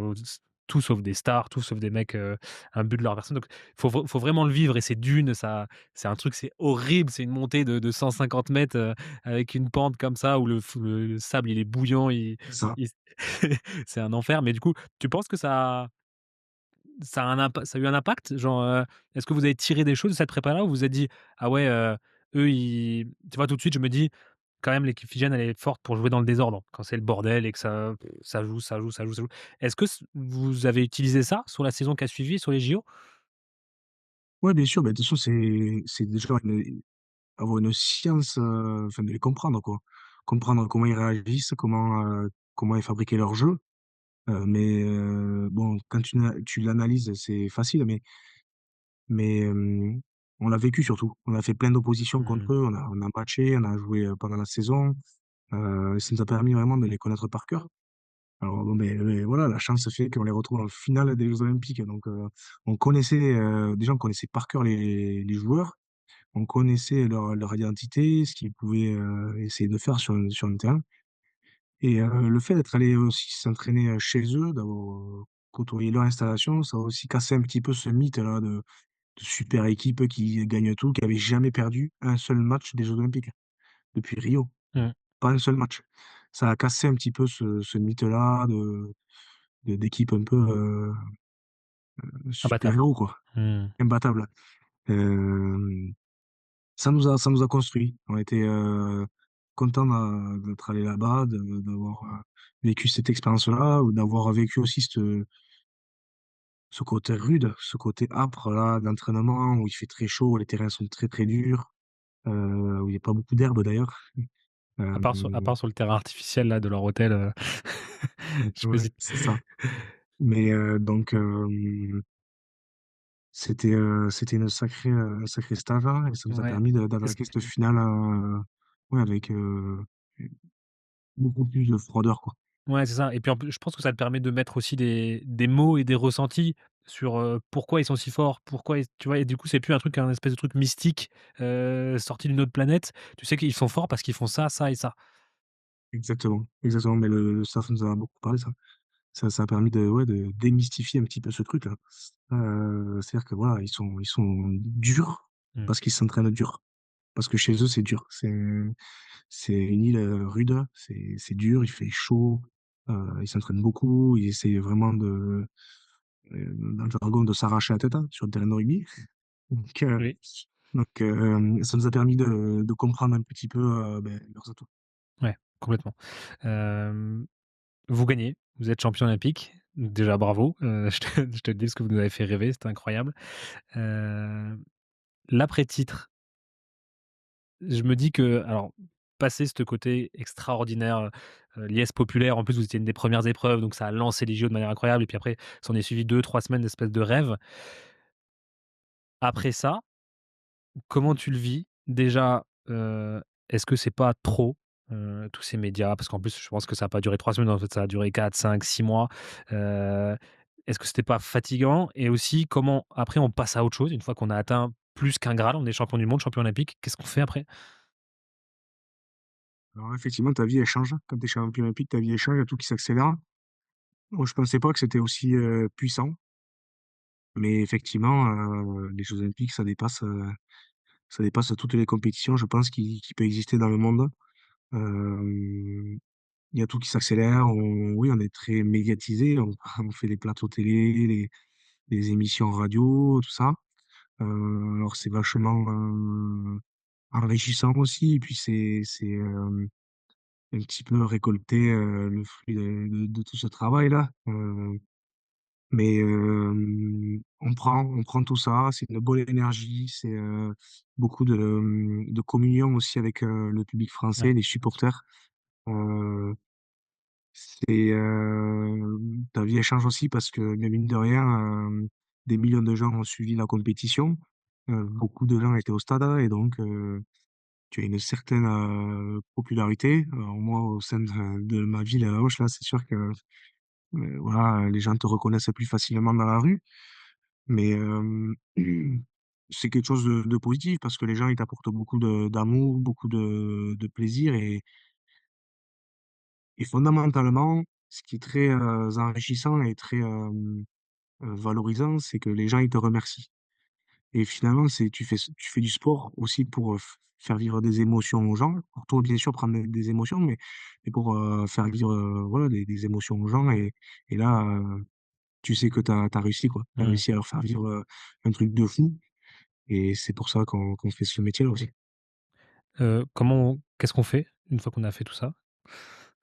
Qu'est-ce qu'on fait? Ouais, c'est pas facile, hein, parce que là, on est monté en émotion, on a vécu le tout qu'on pouvait rêver, on a gagné la compétition ultime, à la maison, c'est, Surtout que c'est des choses qui te drive. Genre depuis 2021, tu es obnubilé par ça, c'est ce qui te fait réveiller le matin, Oui, 2024. ouais, ouais, Et maintenant que tu as ça, qu'est-ce qui te fait lever le matin? Qu'est-ce qui te fait, t'entraîner dur comme tu disais les Fidjiens? Qu'est-ce qui te fait faire ce petit truc en plus, maintenant que tu as plus c'est ça, ça. quoi? Moi, je pense que personnel alors ça, c'est assez personnel, mais je suis rentré dans une phase, un petit peu d'héritage, où, ce qui a été facilitant, dans tout ça, c'est le changement de staff Mmh. et le changement aussi d'effectifs, où tu te retrouves à jouer avec des joueurs, beh, qui sont pas champions, qui ont quasiment pas d'expérience de rugby à 7, un staff qui est, enfin l'entraîneur, on va dire plutôt, qui est complètement nouveau, qui a pas d'expérience de rugby à 7 et c'est, comment maintenant toi tu vas apporter, beh, tout ce que tu as acquéri, toutes ces années, toute cette expérience, tout ce statut-là, comment tu vas réussir à le transmettre, pour faire en sorte que l'équipe de France, sans se projeter par exemple sur les 4 prochaines années, mais que l'équipe de France, elle reperforme rapidement, hem, qu'elle essaye de redevenir championne du monde et puis pourquoi pas championne olympique dans 4 ans. Ouais, c'est Voilà, clair. quel est un petit peu mon mindset depuis, que j'ai, repris après les JO. Ouais, ouais, c'est intéressant et en plus ça colle à ce nouveau cycle. On parlait d'un nouveau cycle après Tokyo, bah, là pareil, ou après Rio même. Là c'est un nouveau cycle, après Paris et sur les 13 joueurs, qui font le circuit mondial là, il y en a 7 qui sont novices. C'est quand même énorme, plus de la moitié et vous, vous êtes un peu, avec Stéphane Parès, tu vois les 2 anciens je dirais de l'équipe. Donc votre rôle en effet, il est plus sur la transmission. Hem Comment tu le gères ce rôle? Parce qu'il faut faire attention non plus à pas faire que de la transmission, il faut rester, quand même performant sur le terrain, c'est ça le numéro un. Et comment tu le jauges un peu ce nouveau rôle? Et tu sais, on est des sportifs de haut niveau donc Eh oui, comment dire? Tu as envie aussi quand même, beh, de te faire plaisir, d'être le meilleur, ça te booste quand même et puis justement quand tu as des jeunes joueurs qui arrivent, tu as ce côté un petit peu, bon, j'ai pas envie de me faire, sortir, de suite quand même, tu as un petit peu cet ego là qui te prend, mais tu as aussi envie de, beh, enfin pour ma part d'être bienveillant et enfin moi je sais que on est tous de passage et qu'un jour ça s'arrêtera, que je serai plus là et j'aimerais choisir ce moment-là. J'ai pas envie qu'on me l'impose. Donc je fais en sorte aussi de me préparer à cette, sortie et de préparer, les OK, prochaines générations à être performantes. Il faut aussi quand même, savoir être, beh, esprit d'équipe, hein, on va dire bien sûr. et quoi qu'il arrive, j'ai pas envie que, si enfin, quand j'arrêterai que la performance de l'équipe baisse, quoi. Ouais, bien J'ai sûr. envie que l'équipe de France, elle brille, constamment sur la scène internationale. Donc voilà, c'est un mélange de, se faire booster par la jeunesse, ce qui amène aussi, bah, une bonne énergie, de la force, du caractère Ça et pédale vite en plus?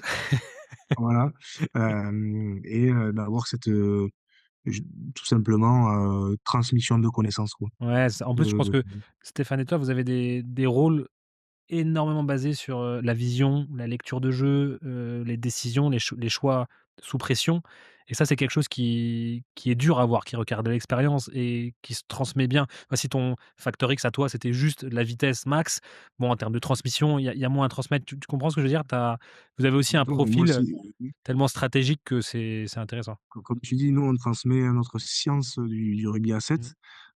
Effectivement, si j'étais un joueur, qui fait toujours la même chose parce que j'ai des qualités physiques, exceptionnelles, j'aurais sans doute moins, beh, d'expérience à transmettre.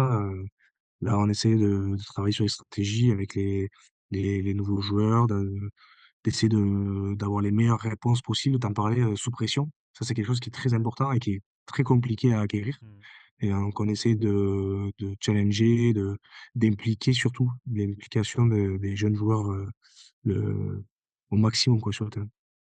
Qu'est-ce qu'il amène là sur ses premiers mois, Benoît Baby de nouveau dans cette équipe, de France maintenant qu'il a pris le rôle d'entraîneur?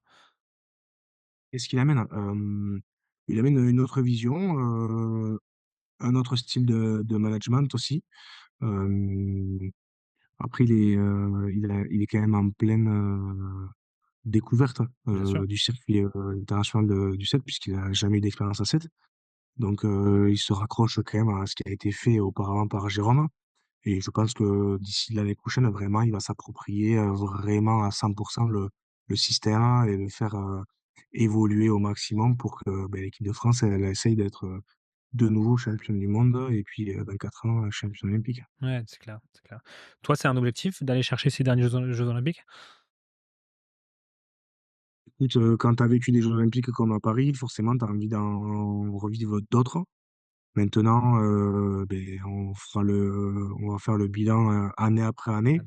Tu vois, je rentre de Vancouver, là, c'est assez dur physiquement, donc on va dire que plus je on va continuer et plus ça sera dur. Donc on va faire le bilan petit à petit. Il faudra que mes performances me permettent aussi de postuler, dans l'équipe. Il faudra que mon corps accepte, aussi, la discipline et puis je verrai un petit peu mon cadre familial. Ferme pas la porte, mais je pense qu'il est important de faire le bilan, année après année avant d'espérer quoi que ce soit. Ouais, complètement.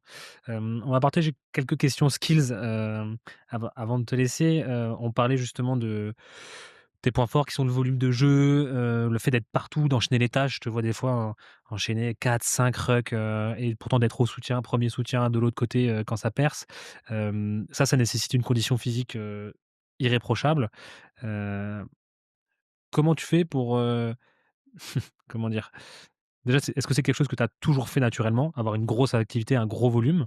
Et ça, c'est la première question. Et deuxième question, comment tu l'entraînes? Parce que, alors oui, bien sûr, tu vas courir, tu vas faire, ton broco, tu vas faire des choses comme ça, mais on sait bien que l'enchaînement de tâches, ça n'a rien à voir quand c'est dans la réalité d'un vrai match. Quand tu enchaînes 4 rucks, un plaquage, eh ben, tu es 1000 fois plus oxy que quand tu fais, un aller-retour de 50 mètres. Donc comment tu entraînes prépa physique très spécifique?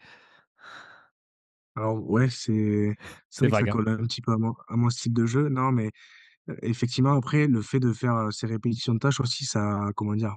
Beh, sans se mentir, ça m'empêche quand même de pouvoir prendre un ballon et jouer un duel, à 100 de mes capacités physiques. Et c'est pour ça que là, stratégiquement, je me repose sur des garçons qui ont peut-être un peu moins travaillé, sur ces tâches, on va dire, un petit peu obscures, Mmh. mais qui par contre, ont les capacités de breaker, plus facilement la ligne que moi. Donc j'essaie après tu vois, de répartir un petit peu les tâches sur le terrain.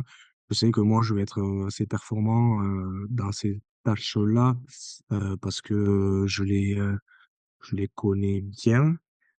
Comment les préparer? Personnellement, je les prépare pas plus qu'un autre joueur.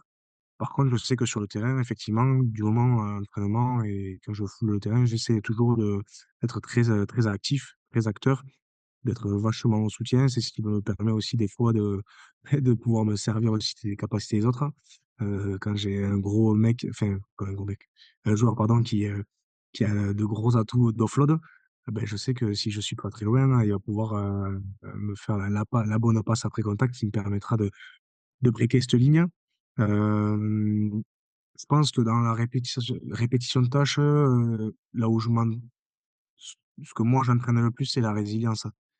Et il y a un joueur qui me frappe là-dessus, alors c'est l'un de mes grands compères de l'équipe, c'est Stéphane Parés.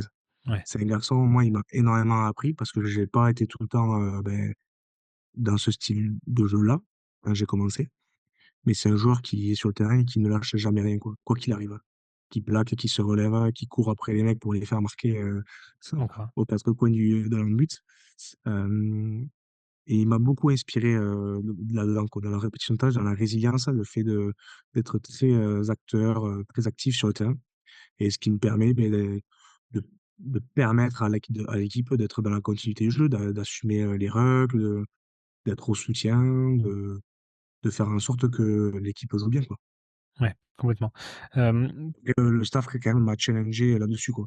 ouais, Vu que j'avais un petit peu cette capacité-là, donc on est rentré dans ce système-là de faire en sorte que quand j'étais sur le terrain, il fallait que l'équipe, arrive à bien jouer, quoi. Et donc je suis garant du bon respect des principes de jeu.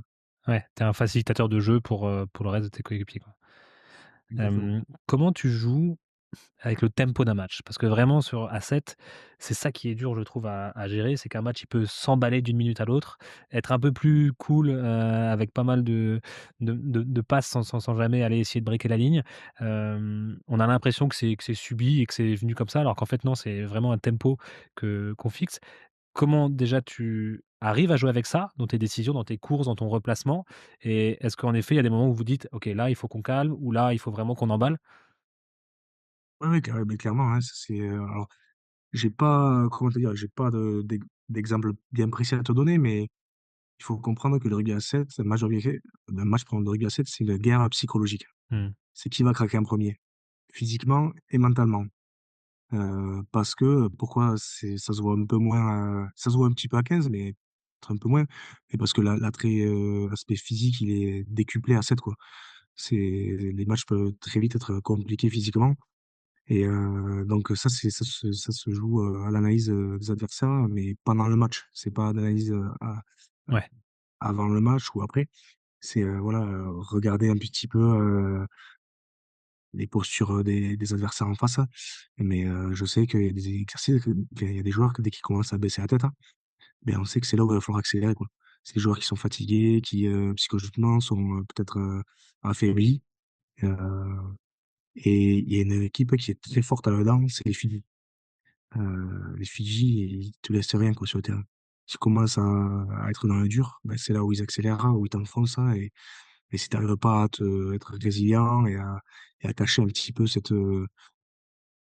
faiblesse physique, tu te fais, manger sur le terrain, quoi. ouais, ouais. Donc nous, on joue là-dessus. Il y a des matchs, où on sait, par exemple, on va être, aussi, si il y a des matchs, on va être, très performant sur les CTP, les coups de pied, francs. Hem, on sait qu'on va poser un petit peu le jeu, on va calmer parce qu'on a, l'opportunité de breaker facilement la ligne sur un coup de pied franc. Pareil sur la conquête, touche et mêlée. Si on sent qu'on est, costaud en mêlée et en touche, beh, effectivement, on va peut-être sur une pénalité, au lieu de la jouer vite, on va aller chercher une touche, une mêlée pour, poser un petit peu le jeu et claquer un lancement, à l'équipe adverse. Donc, voilà, c'est un petit peu un mélange, de tout ça, mais Mmh. principalement quand même, c'est une guerre psychologique. Quand tu sens que, l'équipe a défendu 3-4 allers-retours, tu sais que c'est si tu récupères une pénalité, c'est peut-être à ce moment-là qu'il faut continuer à accélérer parce que les mecs vont craquer, psychologiquement en face. Ouais, bien sûr, c'est hyper intéressant, tu vois? Et en fait, c'est un peu ce côté, là, la bête, elle est blessée, là, il faut appuyer là où ça fait mal et il faut aller jusqu'au bout, quoi. C'est ça, et alors à 7, c'est vrai que c'est décuplé parce que voilà, on est que 7 sur un terrain, et donc si tu as 1 voire 2 mecs qui lâchent en face, bon beh, c'est fini, quoi. Ouais, c'est hyper intéressant et là, d'où l'intérêt aussi, si tu fidèle, d'avoir eu des entraînements ultra rudes, d'avoir été allé chercher ces efforts supplémentaires quand c'est déjà dur. C'est intéressant, ça me fait penser, tu vois, à 15, à par exemple, l'équipe d'Irlande, une fois qu'ils sont en temps fort, ils sont inarrêtables. Tu l'impression que c'est une vague verte qui déroule, ça enchaîne les temps, ça vient fort, ça vient vite, un raz-de-marée. Tu as aussi ce truc un peu de dire, «OK, là, la bête, elle est blessée, on est en temps fort, il faut qu'on appuie fort, fort, fort là-dessus». C'est ça, Comme et ce qui est bien comme à 7, c'est que ça peut durer, plus qu'un essai, quoi. C'est-à-dire que tu peux marquer un essai sur le coup d'envoi, si tu sens qu'il y a un garçon qui est pas en confiance, qu'il a raté, 1 ou 2 plaquages ou alors qu'il a subi, dans les rucks, et beh, tu lui tapes le coup d'envoi dessus et tu continues à l'enfoncer, tu vois? Tu as cette guerre psychologique là où enfin, comme tu dis, tu appuies, là où ça fait mal, et tu essaies d'affaiblir les mecs en face. le rugby à 7, il est complexe parce que tu es toujours sur un fil.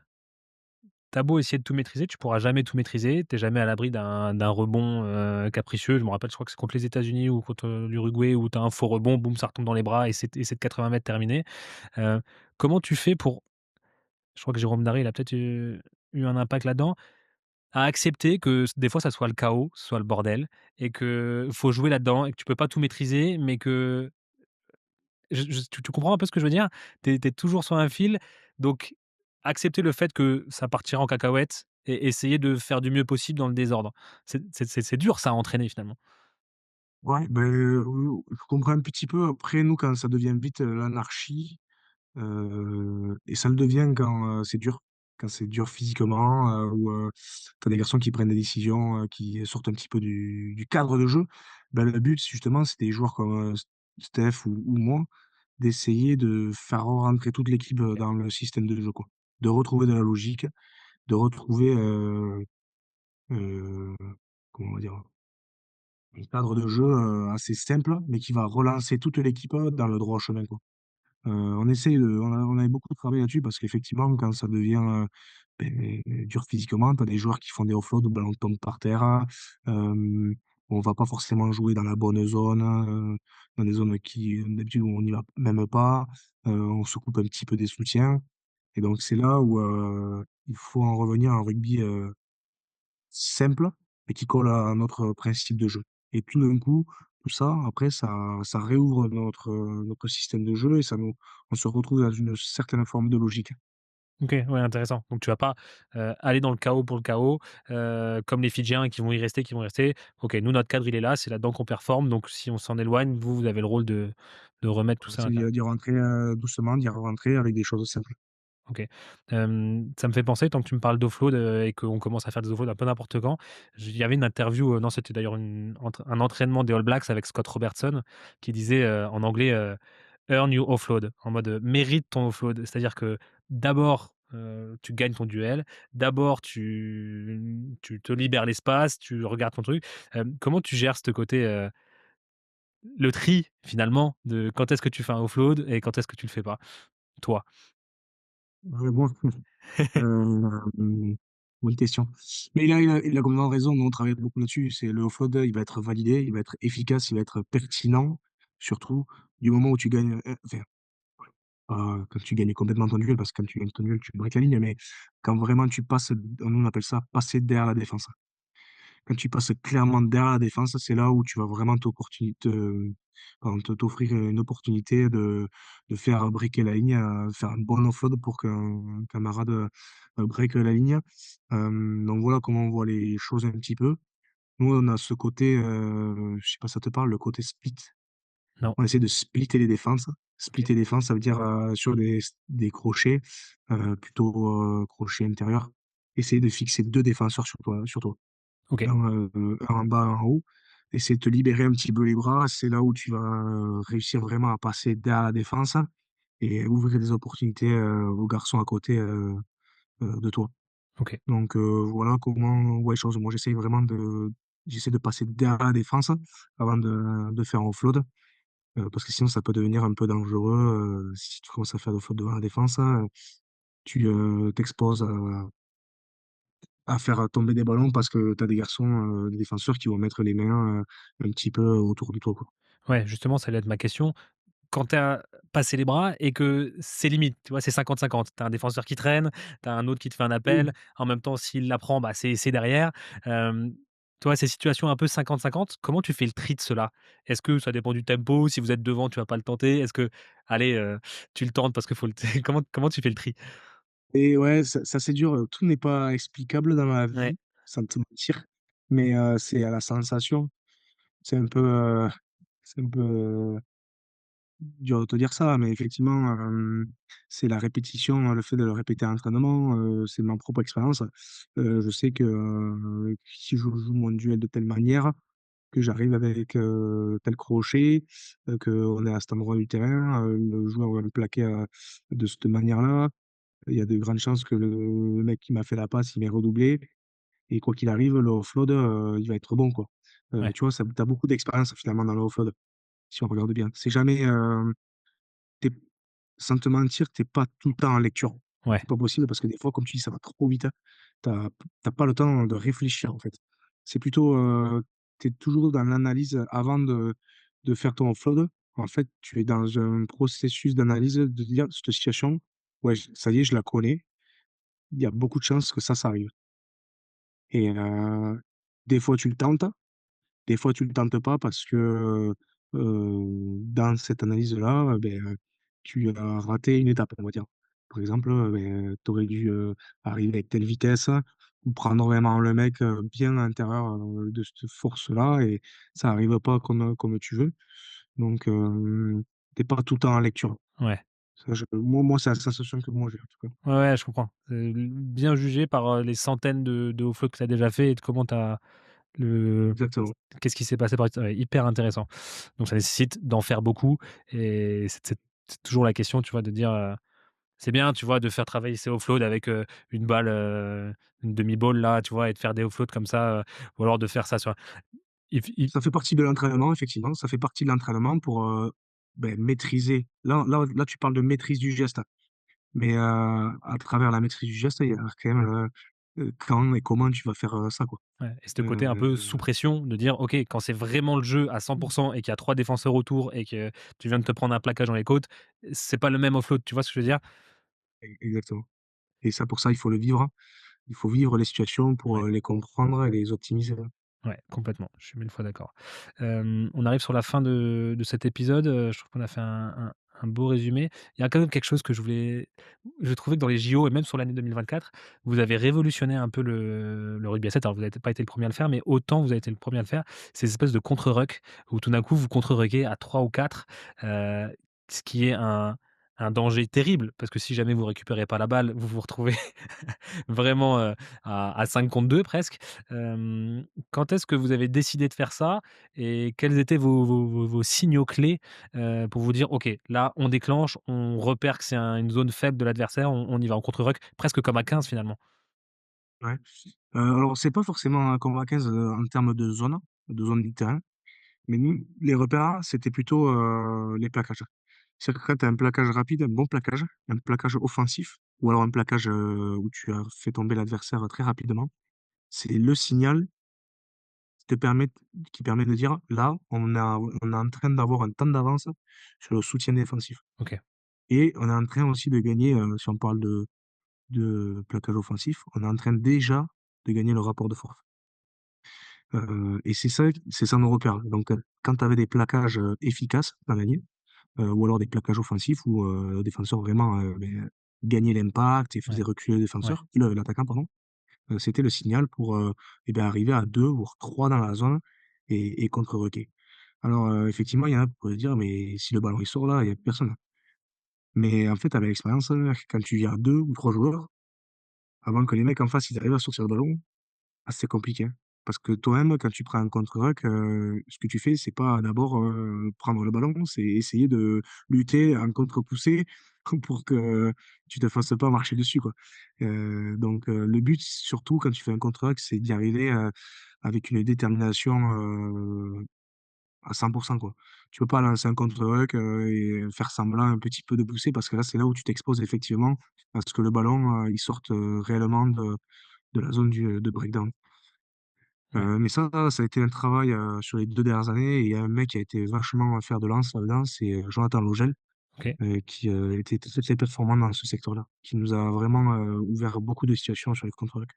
Ouais, ouais, c'est clair et puis ça a été une arme, vraiment énorme. En effet, un plaquage offensif et derrière ça contre-ruckait et là tu te retrouves avec une équipe qui est sur le reculoir et qui vient de perdre la balle et vous, vous êtes dans l'avancée, c'était une de vos armes, que vous avez pris. Hem, comment dire? Qu'est-ce qu'il faut encore pour, que ce rugby à 7 se développe? Tu vois, là, je trouve que, bien sûr, il y a eu toute l'effervescence des JO, heu, par exemple, le World Series maintenant ne passe plus en Europe, heu du coup, on sent que le soufflet, il retombe un peu. Alors oui, il y a le Super Sevens qui est magnifique et qui est une belle vitrine pour le 7 français, mais je parlais avec Benjamin Prière, je sais pas si tu vois qui c'est, Oui, je vois qui c'est, ouais. qui a fondé les 7 Fantastiques dans le rugby associatif. Récemment les champions de France. Exactement, avec les Barbarians, français, qui est un mec qui a investi dans le 7 depuis mais des années. Et lui disait: «Ouais, bah, j'aime bien par exemple le modèle de Bordeaux qui a mis des joueurs uniquement à 7, qui font du 7 que l'année». Il me dit: «J'aimerais bien voir un championnat finalement annuel, différé au 15. J'aimerais bien que les clubs en fait finalement aient une équipe, comme une catégorie espoir, une catégorie aussi A7 où le mec, on l'envoie en développement pendant 1 an ou 2 dans notre équipe A7 avant qu'il revienne au 15 ou d'ailleurs des allers-retours». Qu'est-ce que tu en penses de ça et comment tu vois pour faire en sorte que le 7 se développe, déjà par lui-même en France, au-delà d'attendre le World Series? Oui, non, après, tout simplement être dans la logique du Super 7. Moi, nous, en tout cas les joueurs d'équipe de France, on croit énormément aux produits, du Super 7. On espère, le voir se développer, prendre, sa place. Nous pensons que, que cette discipline, le rugby à 7, elle offre un spectacle, qui est vraiment, très sympa à regarder pour les gens, qui aiment ou qui connaissent pas forcément le rugby. Mais quand tu viens voir un tournoi de rugby à 7, je pense que tu t'ennuies pas trop. Tu vois des essais, tu vois du spectacle, tu vois de la vitesse. Donc le produit déjà, enfin la discipline, je pense qu'elle est vendeuse. Après voilà, effectivement, on aimerait, voir, beaucoup plus d'étapes, du Super 7 étalées sur toute la saison. Ça après c'est la ligue qui doit s'arranger, avec les clubs pour, voir comment fabriquer, les périodes de rugby à 7 et pourquoi pas, comme dit Benjamin Brier, avoir, des effectifs vraiment un petit peu à 100 ou alors on pourrait imaginer un petit peu comme l'équipe de France, un noyau de joueurs dans chaque club de, allez, on va dire, 5 ou 6 joueurs, un noyau de rugby à 7 et ensuite, cette équipe, ce noyau, il est agrémenté de des joueurs espoirs, des joueurs, contrat pro qui viennent, se remettre en forme ou qui veulent, évoluer un petit peu dans le Super 7 et tu pourrais construire un effectif de rugby à 7 dans chaque club, comme ça. J'espère, voir tout ça évoluer. Après, j'imagine que financièrement, ça demande beaucoup d'investissement et c'est toujours pareil, quoi, hein, c'est C'est sûr. qui a envie de s'investir? C'est sûr et d'un autre côté, ta petite pépite, peut-être que toi, quand tu étais à l'UBB, plutôt que d'aller jouer à Soyaux, si tu avais pu faire un an, avec l'équipe A7 de l'UBB, pour prendre du temps de jeu, prendre de l'expérience, développer d'autres compétences. Quand tu vois que les frères Savea, ils sont passés par le rugby A7 en Nouvelle-Zélande, les frères Ioane, ils sont passés par le rugby A7. Tu développes quand même des compétences assez incroyables que je trouve dans le développement des joueurs. Tu vois, moi, j'ai bossé en Nouvelle-Zélande, les mecs, tu sais qu'ils font aussi 6 mois de touch et 6 mois de seven. C'est obligatoire dans leur développement et c'est pour ça aussi qu'ils ont des skills tellement tellement impressionnants à 15. Donc je pense qu'il faut vraiment voir, le set comme une déjà comme une vitrine d'un sport spectacle. Tu vois? Moi, je suis kiné aussi, j'ai mes patients, ils me parlent encore du rugby à 7 tellement ça les a marqués. Ils disent: «Ah, en fait, c'est cool le rugby», vraiment, tu as un côté populaire qui donne accès au rugby, à grande échelle et en plus de ça, d'un point de vue rugby, ça fait améliorer les mecs et même s'ils reviennent à 15 après, quand tu regardes Jean-Pascal Baraque, c'est quand même un magnifique exemple. Bien sûr. Non, bien sûr, c'est une sacrée discipline. Après voilà, comme je te dis, j'espère, vraiment pouvoir voir une réelle évolution de ce Super 7. On y croit fort. On pourrait être en avance aussi par rapport aux autres nations Mmh. pour, permettre aussi, à la France, d'avoir un laboratoire, enfin pardon, un réservoir de joueurs encore plus, expérimenté, pour l'équipe de France et faire en sorte que le rugby à 7 français, il rayonne à travers le monde entier. Donc ça serait un beau projet, je pense, pour la France, hein, Ouais, c'est clair. et sincèrement, je pense qu'il y a les moyens financiers de faire en sorte que le Super 7 il prenne sa place. Complètement et je pense qu'on a un top 14 qui est on a la chance d'avoir un top 14 qui est riche quand tu vois la 1re ligue anglaise, quand tu vois la première ligue galloise qui vraiment galère financièrement. En effet, je pense que c'est aussi le moment d'être un innovateur dans ce domaine. Hem et pour finir sur le World Series, qui a pas d'étape en Europe, qui a des stades pas toujours remplis à part vraiment les étapes, clés que sont, Dubaï, Hong Kong, et toutes ces classiques. Un business model, parfois un petit peu limite. Alors bien sûr, il y a des tenants et des aboutissants qu'on maîtrise pas, mais ton avis au moins là-dessus? Avec l'expérience? Mais oui, le championnat, la difficulté qu'a le World Series, hein, moi depuis que je l'ai connu, c'est que déjà il change, le système change à chaque année. C'est un véritable laboratoire, pour World Rugby, ils testent plein de choses. Donc ça, c'est peut-être aussi la complexité d'arriver à fidéliser, peut-être, une clientèle de supporters ou alors à en attirer de nouveaux puisque, vraiment, en fait, quand tu veux travailler sur l'histoire du World Series, c'est pas facile parce que, il fait que bouger, quoi. Tu pas d'ancrage solide, quoi. Le championnat vraiment évolue, chaque moi depuis que depuis que j'y joue, je crois qu'il y a pas une seule saison où ça a pas changé, quoi. Ouais. Donc c'est pas facile. Après par rapport à la question des tournois en Europe, ça il faut savoir que, les destinations évoluent un petit peu, alors tu as les tournois classiques qui sont, références comme, tu l'as dit, Dubaï, Cape Town, Hong Kong.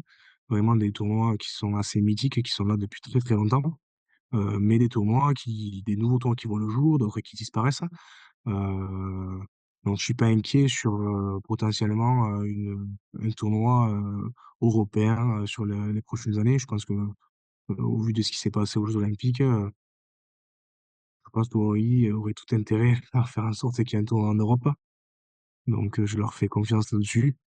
Heu, Affaire à suivre. Moi je suis, comme tu l'as dit, je suis que joueur, je sais pas réellement ce qui s'y passe, à l'intérieur, mais je fais confiance à World Rugby, qui est la plus grande instance du rugby, au monde, donc faut faire en sorte de faire, briller le rugby à 7. Trop bien. Dernière question, j'ai vu, en préparant cette interview que tu faisais de la ferronnerie, que tu en avais fait pendant le covid et que tu adorais ça. C'est marrant, c'est quoi? C'est un hobby? C'est juste un petit truc, que tu fais entre 2 étapes, ou pendant ton c'est vraiment quelque chose que tu voudrais même faire plus tard? Comment tu Moi, c'est vrai que je bricole beaucoup et j'ai appris à souder, en fait, effectivement, pendant le covid. Alors là, quand tu te retrouves à la maison, tu t'embêtes un petit peu, mon père avec son premier poste, à souder, m'a appris à souder et je trouvais ça vraiment sympa parce que ça permet de faire plein de créations ou alors de bricoler plein de choses. Mais moi, mon père m'a transmis cette notion de travail de la matière un petit peu, mmh. de la construction, construction bois, de tout ça Bah, je et crois que la attends, ferronnerie, ça il en y fait avait partie. tu pas en train de je me rappelle un truc, il m'avait dit: «Joanne, tu pas en train de faire ta terrasse, il y a 1 an et demi, 2 ans quand tu étais quand j'avais» si, c'est ça, hein? Ouais, mais chez moi, je suis en train de bricoler, là, j'ai plein de trucs, je fais un pull house là en bois, C'est vrai? donc Génial. j'aime ça. Je dessine en plus, je dessine 2D, 3D. J'aime bien, voilà, créer des projets, les réaliser, Ouais. j'aime bien ça, ça me permet de me libérer la tête aussi et de me valoriser à travers un autre truc. Et quelque chose d'artisanal pour une reconversion, c'est quelque chose qui te plaît? Ouais, j'y pense beaucoup, c'est quelque chose qui pourrait me plaire, à voir si j'ai l'opportunité de travailler là-dedans, mais effectivement, moi, quand j'ai commencé les études, j'ai pas pu, réellement aller là-dedans à cause du rugby, mais j'ai toujours été passionné par les constructions bois. Je voulais faire un BTS construction bois, sur le lycée à Ruf là. Mmh. Bon, j'ai pas pu le faire, mais c'est quelque chose qui me passionnait, ouais. Génial, génial. Mon grand-père était menuisier, donc tu vois, ça me parle beaucoup, Oui. Bah, tout oui. ça. Hem, la question traditionnelle de fin d'épisode, un invité que tu aimerais bien voir, sur le podcast, qui serait intéressant? Un invité. OK, un invité que j'aimerais bien voir. Dans le domaine du rugby ou? Ouais, ouais, que pour rentrer dans sa tête ou rugby ou dans l'écosystème du rugby, hein, pas forcément joueur, hein, Écoute, Jérôme Daré, ça me ferait plaisir de l'entendre, là, Ah tu oui, aurais affaire, au meilleur entraîneur du monde, donc ah oui, dans le management des hommes, c'est intéressant là, de plonger là-dedans. là, tu as la pointure, ouais. Ouais, tu as ce qui se fait de mieux, je pense, dans Ah le génial, système ah du ouais, rugby. ça me tente beaucoup. Tu nous aideras à rentrer en contact, avec Jérôme. Il est retourné à Dax là, Jérôme? Ah bah non, je suis bête moi, il est toujours en train de gérer le haut Il est niveau il est du CF? manager. Il est manager de l'équipe de France, là, il est plus, quasiment avec nous au bord du terrain, mais il est là, il est derrière l'équipe à chaque fois. Alors il vient pas forcément sur tous les tournois, mais il était là à Dubaï, Cape Town. Je crois qu'il sera là pour Hong Kong et Singapour, donc il est quand même, proche de l'équipe. Ouais, ça et du coup, il fait un rôle transversal même avec les jeunes, c'est ça, un peu global? Il développe le rugby et l'équipe de France, de rugby à 7. Enfin, il développe le rugby à 7, pardon, et l'équipe de France de rugby à 7. Trop bien, trop bien. Je te remercie Paulin, j'ai adoré notre épisode et je suis content qu'on soit un petit peu rentré dans le côté stratégique et skills du rugby à 7 parce qu'on a tendance à rester juste en surface, parce que aussi c'est un peu spécifique et que du coup c'est un peu pas forcément accessible à tout le monde. Donc je suis content qu'on soit rentré là-dedans et j'ai plein de phrases là qui vont me rester en tête. Donc merci beaucoup pour ton temps et ton authenticité. Merci à toi en tout cas, c'était un régal d'échanger là-dessus.